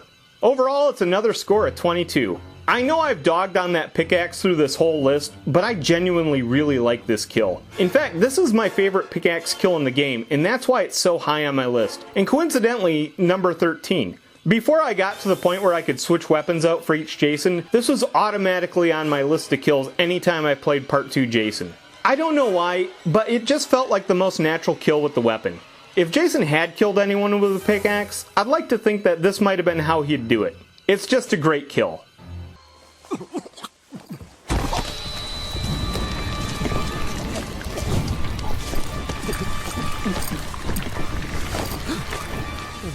Much like Frankenstein's monster, fire freaks me out. This is a horrific way to die. 5. I'm not sure being burned like this would kill so quickly, but for their sakes you'd hope so. My only other gripe is that there is no way Jason wouldn't be getting burned himself while doing some of these kills. 4. This is so complicated, but that's bound to happen when you lump 4 separate kills together. Fireplaces were sorta common on all the maps. Campfires were more common, but you might have gotten the skewer kill instead. Loading up the Pack-and-Act Small was easy as pie, and the ankle roast on challenge number 6 was a real pain in the ass to pull off without getting spotted. Let's just call it a 3. 2 of these were cutscene kills, and the other 2 were fairly stable, although I did see a little bit of lag on the map interaction kills, so we'll call it a 4 here. In the core Friday the 13th movies, Jason never did this to anyone. In the 2009 remake, he did burn a victim by trapping her in her sleeping bag and hanging her above a campfire. I hated the remake though, and I especially hated that kill because it didn't really seem like something that Jason would do. Either way, this wasn't exactly that, and fuck the remake anyway. 1. This may surprise you, but I'm giving this one a 5 in style. Overall and altogether, it's a 22.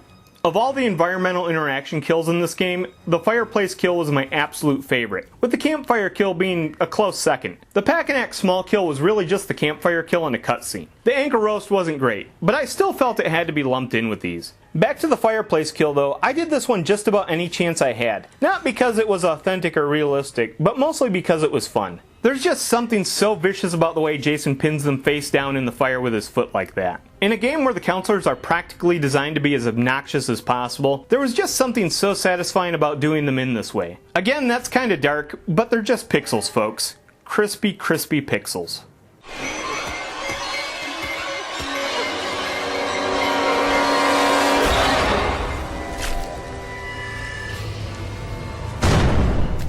The Molaram, the Kano, whatever you call it, it's pretty fucking hardcore. 4. There's not one single ounce of realism here. You can't punch clean through a ribcage and spine like that. No one could. Supernatural strength or not, it just doesn't work that way. 1. This kill cost 1,000 customization points to unlock. That was probably 2 or 3 matches, so that's not too terrible. 4. This thing wasn't too glitchy, but it was very prone to camera misalignment. It wasn't major, but it did make the big cinematic payoff fall flat every time it happened. 3. This isn't a 1-for-1, but it's pretty damn close to how Jason killed Hawes in Part 6. Dare I say, it was a nod to a very iconic kill from that movie. 5. This was one of my favorite unarmed grab kills in the game. 5. Overall, yet again, we've got another score of 22. For the most part, I really didn't like this game from day one, but it was little things like this kill that even I have to admit some of the people working on this game absolutely loved the franchise. This wasn't only a reference to one of the better known kills from Part 6, a favorite one among the fans, but it was a flourish on that kill that really went above and beyond. It was like they not only wanted to recreate the kill, they wanted to outdo McLaughlin, and I'd say they pulled it off here. The way the hole through the torso frames Jason's face at the very end is brilliant, and it's one of the few kills in the game that I think may have been better than in the movie. It's ridiculous, but it's very on brand in both gore and style.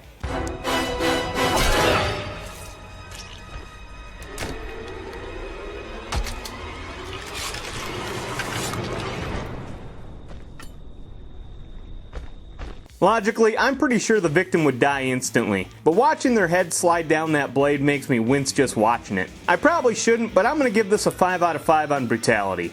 Like I said before, I'm fairly certain that a wound like this would instantly kill a person. That I buy. What's absolutely ludicrous is how their arms form rigor mortis and stiffen up as they fall over. Either that or they forgot how gravity works. I'll give it a 2, I guess. This kill was automatically unlocked when you unlocked Part 4 Jason. Unfortunately, that wasn't until level 44, and that took a very, very, very long time to grind. 2. In addition to those goofy stiff arms, this kill had a nasty tendency to sink the victim or the cleaver itself into the ground. That's a small annoyance, but it happened quite a bit. 3. They call it the Jarvis for a reason, because this is a direct reference to Tommy Jarvis from Part 4. Unlike the Pamela, however, the Jarvis didn't happen to Tommy. Instead, this is what Tommy did to Jason. The kill that theoretically should have killed off Jason once and for all. Anyway, it's a pretty decent recreation of that kill. 5. This is the highest ranked kill with my least favorite weapon. I have one small gripe that I'll get into in a minute, but for now, it's a 5. Overall, the Jarvis scored another 22. As you all know by now, I absolutely hated the pig splitter.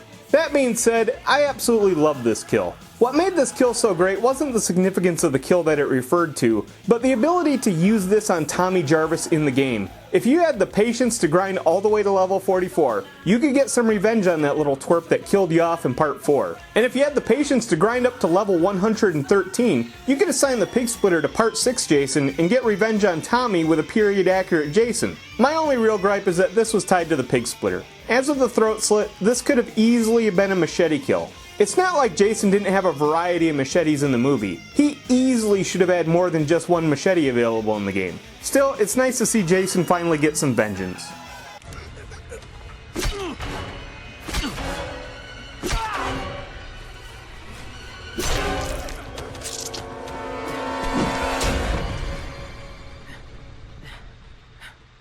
Now, I'm not arguing that beating someone to death with a hammer isn't brutal, but when compared to some of the other kills in this game, this one was pretty standard. 3. This might be one of the most realistic kills in the game. I even guarantee that this is exactly how a few unlucky bastards have met their demise over the years. 5. This was part of challenge scenario number 8 and was surprisingly not too hard to pull off if you knew what to do and had a little bit of patience. 4. As with most of the cutscene kills, I'm giving it a 4 in stability. Another direct reference to Part 4, which I'm starting to believe was the development team's favorite movie. This is almost exactly how Rob got it in the movie, except we don't get to throw his body through a window later on. Still though, that's a 5 any day of the week. This may surprise you, but I don't think this one was all that great. It wasn't terrible, but it definitely wasn't amazing. 2. Overall, we got a score of 23 for this one.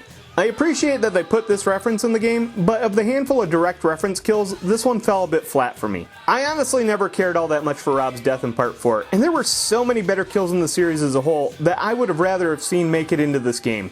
To name a few, Jack's death in Part 1, Crazy Ralph's death in Part 2, Andy's death in Part 3, Paul's death in Part 4, Eddie's death in Part 5, Darren's death in Part 6, Maddie's death in Part 7, or JJ's death in Part 8. Alright, so I've gotten off into the weeds a little bit here, but there's not much to say about this one, and I kinda wonder how it made it to number 9 on my list. Oh well, on to number 8 I guess.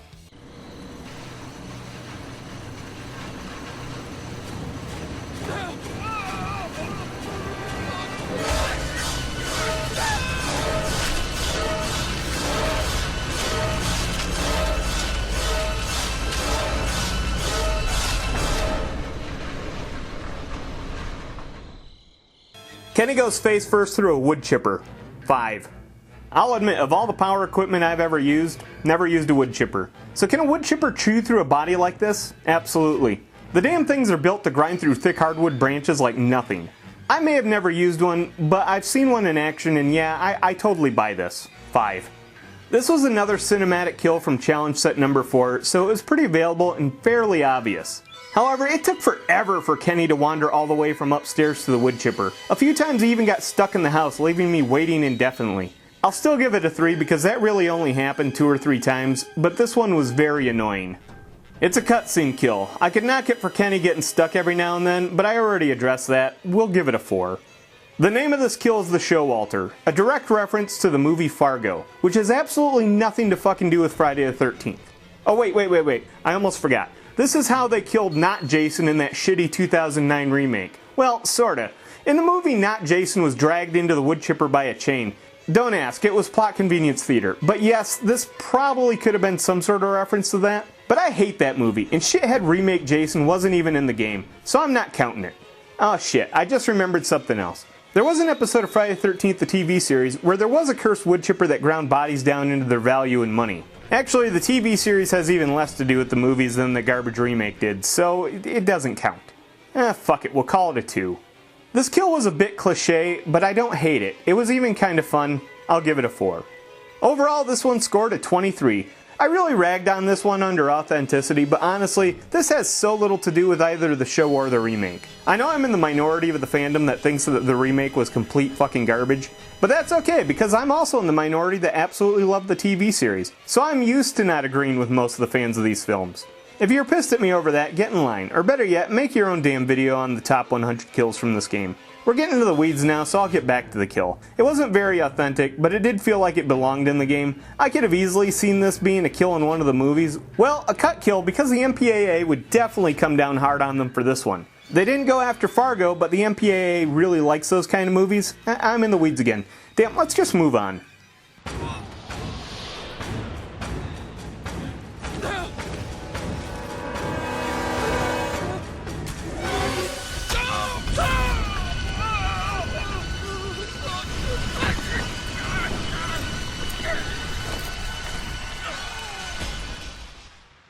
This is a fucking horrible way to murder someone. 5.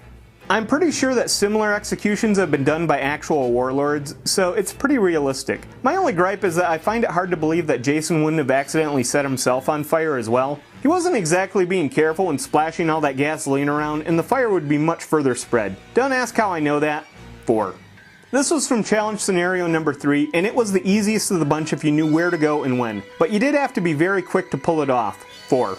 Well, it is a cutscene, although the flames do cause a little bit of frame drop, or that could just be my crusty old Xbox. 4. Jason never really did anything like this in the movie, but Roy did kill Vinny by shoving a road flare in his mouth in part 5. Actually, if they had done this in the hoodwink kill, that would have been spot on. Anyway, he didn't exactly douse Vinny in gasoline beforehand, so it's only a slight reference. Let's call it a 2. I hated this kill, but I liked it too. 4. Overall, it's another score of 23 for this one. Even though this wasn't quite a movie kill, I really liked it and thought that it was creative. It just borders on Ed Boon levels of complicatedness, but only just the border. This was brutal as hell to watch, but it kind of felt like it really fit the tone of the game. I think the setup for this kill was supposed to be kind of like Bill's death from the first movie, with him going to go check on the generator, which definitely didn't go this way. But it was a nice touch though, so I'm giving them a bit of credit here, but still I really wish they would have used that road flare in the mouth for the hoodwink kill.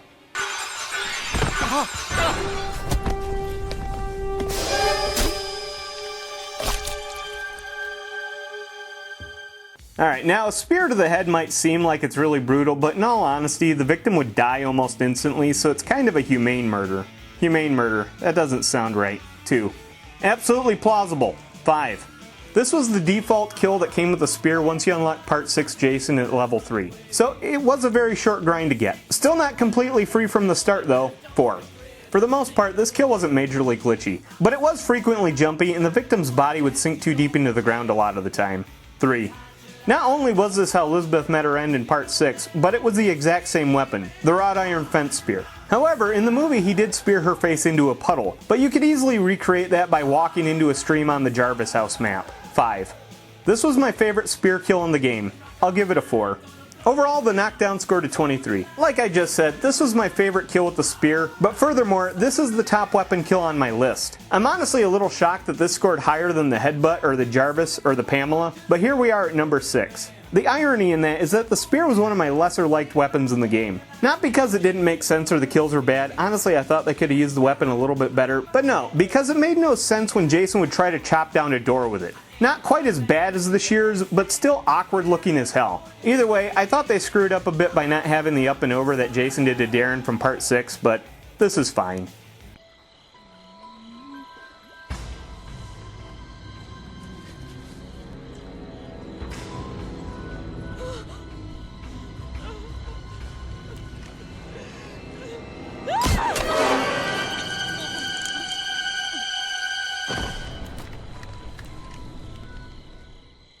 Getting shot in the eye with a harpoon is pretty rough, and I hate eye trauma stuff, but the victim would probably die almost instantly, and it seems like she did.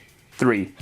I can buy that a harpoon gun could fling a harpoon with enough force to pierce through the eye and into the brain, but I don't buy that Jason could make that shot with a harpoon gun from that distance. He's got that one fucked up eye, so you know he can't have very good depth perception, but maybe he just got a lucky shot here. 3. This was one of the kills from challenge scenario number 4, and it was easy to pull off with the right timing. 4. It was a cutscene and a decent running one. Another 4. This was virtually identical to Vera's kill from Part 3. I'd say that's a solid 5 there. I really like that they put this one in the game. I'm giving it a 4. Overall, this one scored 23. We're in the top 5 now, and this was a great kill. Granted, she doesn't fall into the water like Vera did, but they set this one up so well. They even created a model for the harpoon gun that was able to shoot a harpoon projectile. The developers didn't really half-ass this one like they did a few of the other direct reference kills they put in the game. As I've stated a time or two, as much as I criticize the dev team, I can't discount the passion that they obviously felt for the franchise. And the inclusion of this kill in the game and the lengths that they went to make it actually look good, it's kind of a testament to that.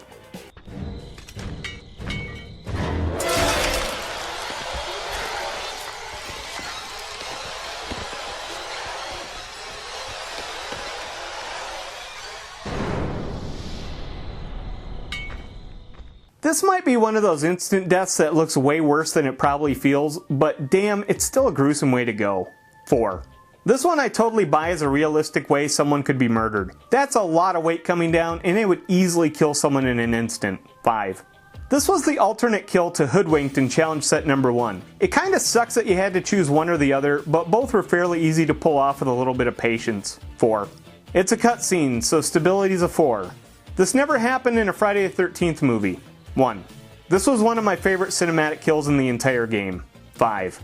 And once again, we've got a 23 for an overall score for this one. Now this kill was never in any of the Friday the 13th films, but a very similar kill was in Season 9 of American Horror Story. I really didn't like that show past the first season, but Season 9 was based around a mass murder at a summer camp that takes place in the 80s, and the killer was meant to be an amalgamation of slasher killers. Alright, long story short, I really liked that season, but more importantly, it was Patrick Swayze's brother Don Swayze that got his head crushed like this. It's not really all that relevant, I'm just saying that this kill would have fit well in a Friday film. Plus, anytime I have to climb under a car to work on it, a scenario like this just absolutely terrifies me. There's a lot of weight that could crush you in a second. Jack stands, folks. Always use jack stands, at the very least.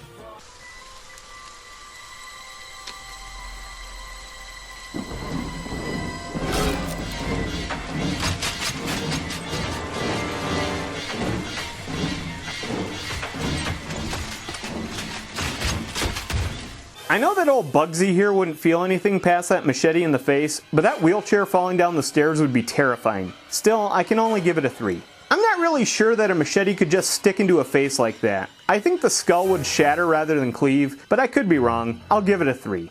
This kill was in challenge scenario number 5, and this one was extremely difficult to pull off due to how long you had to wait for the setup and how easily Bugsy could catch you sneaking up on him. Let's call it a 3. Stability-wise, the kill was cinematic, so you know how that usually plays out, but the setup was buggy as hell. While you could get Bugsy to roll around in the chair, he would suddenly stand up during certain sections of the path when he stopped. Fucking gold bricking faker. Anyway, that's got more to do with the scenario rather than the kill, which plays fine usually. 4. This has got to be one of the most iconic and memorable kill from all the movies. This is a direct reference to Mark's death in part 2, except in that one the machete was a reverse machete. Yet another machete variant we could have had in the game. Anyway, this isn't exactly the same, but you can easily see where it pays homage. That's a 5. This was one of my absolute favorite kills from the movie, and I was thrilled to see that they put it in the game. 5. Overall, this one scored a well-deserved 23. This is my absolute favorite cinematic kill in the game, and also the highest ranking one on my list. You can really see how determined the dev team was to include this kill in the challenge scenarios. I know I complained about how buggy the wheelchair worked in the game, but all things considered, it's incredible that they got it to work at all. It really does show the hoops that they did jump through at times, and it almost makes me feel bad for hating on this game so much. Because I get the impression that the devs were as passionate about the franchise as I am. I can give credit where it's due though, and here it is definitely due.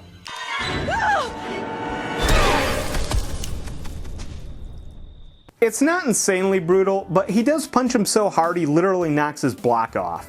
3. I can buy that if a strong enough force was applied quickly enough to the neck, the head could tear off like this. But I can't buy that a punch could ever do this, supernatural or not. 2. This kill wasn't just handed to you from the beginning of the game, but at 500 customization points you could easily grab it within a match or two. 4. Nearly every decapitation in this game suffered from some wonky physics, but in this case, it absolutely worked in its favor. I'm calling this one a 5. This wasn't only one of my favorite kills from this game, but it's also one of my favorite kills from Part 8. What you don't get here is the lead up, where Julius is boxing Jason on the roof of the building and just punching him in the mask over and over until his knuckles are bleeding. It played way better in the movie, but this is 100% authentic. 5 out of 5. I absolutely loved this kill. It was funny, it was a bit gory, and it got the job done quickly. 5. Overall, this one scored 24. For the most part, some of the slower kills with much better setups and executions were fun to watch and satisfying after a struggle to catch the counselor, but sometimes less is more. This is easily one of the fastest kills in the game, but it doesn't need to run very long. Sometimes you just want to kill the victim and get back to the action because there's another counselor nearby, and that's why this one is always a good one to have in your queue. On top of that, it was just a whole lot of fun. Well, it took forever, but we finally made it to number 1, my absolute favorite kill from Friday the 13th, the game. Now I'm certain that anyone who watches this will disagree with me here and there on the list, and I do anticipate that this will be my most disliked video. But I can guarantee that the number 1 kill on this list will likely be one that no one else will agree with. Again, this is my list. If you disagree, that's fine. Go make your own list. But this one is mine, so let's get to the number 1 kill from Friday the 13th, the game.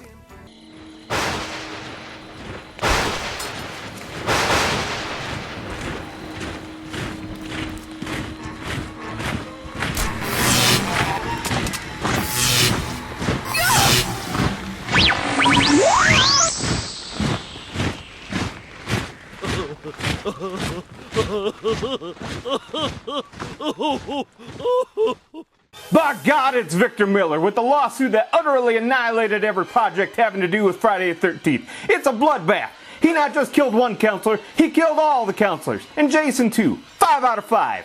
It doesn't get any realer than litigation. 5 out of 5. Whether you like it or not, you're gonna get it. 5 out of 5. This completely broke the game forever, but that's not a glitch, that's a feature. 5 out of 5. It doesn't get more authentic than the legal battle between the original writer and director of the original movie. 5 out of 5. Style, fucking loved it. 5 out of 5. Overall score, it's a perfect 30. It's the greatest kill in the game.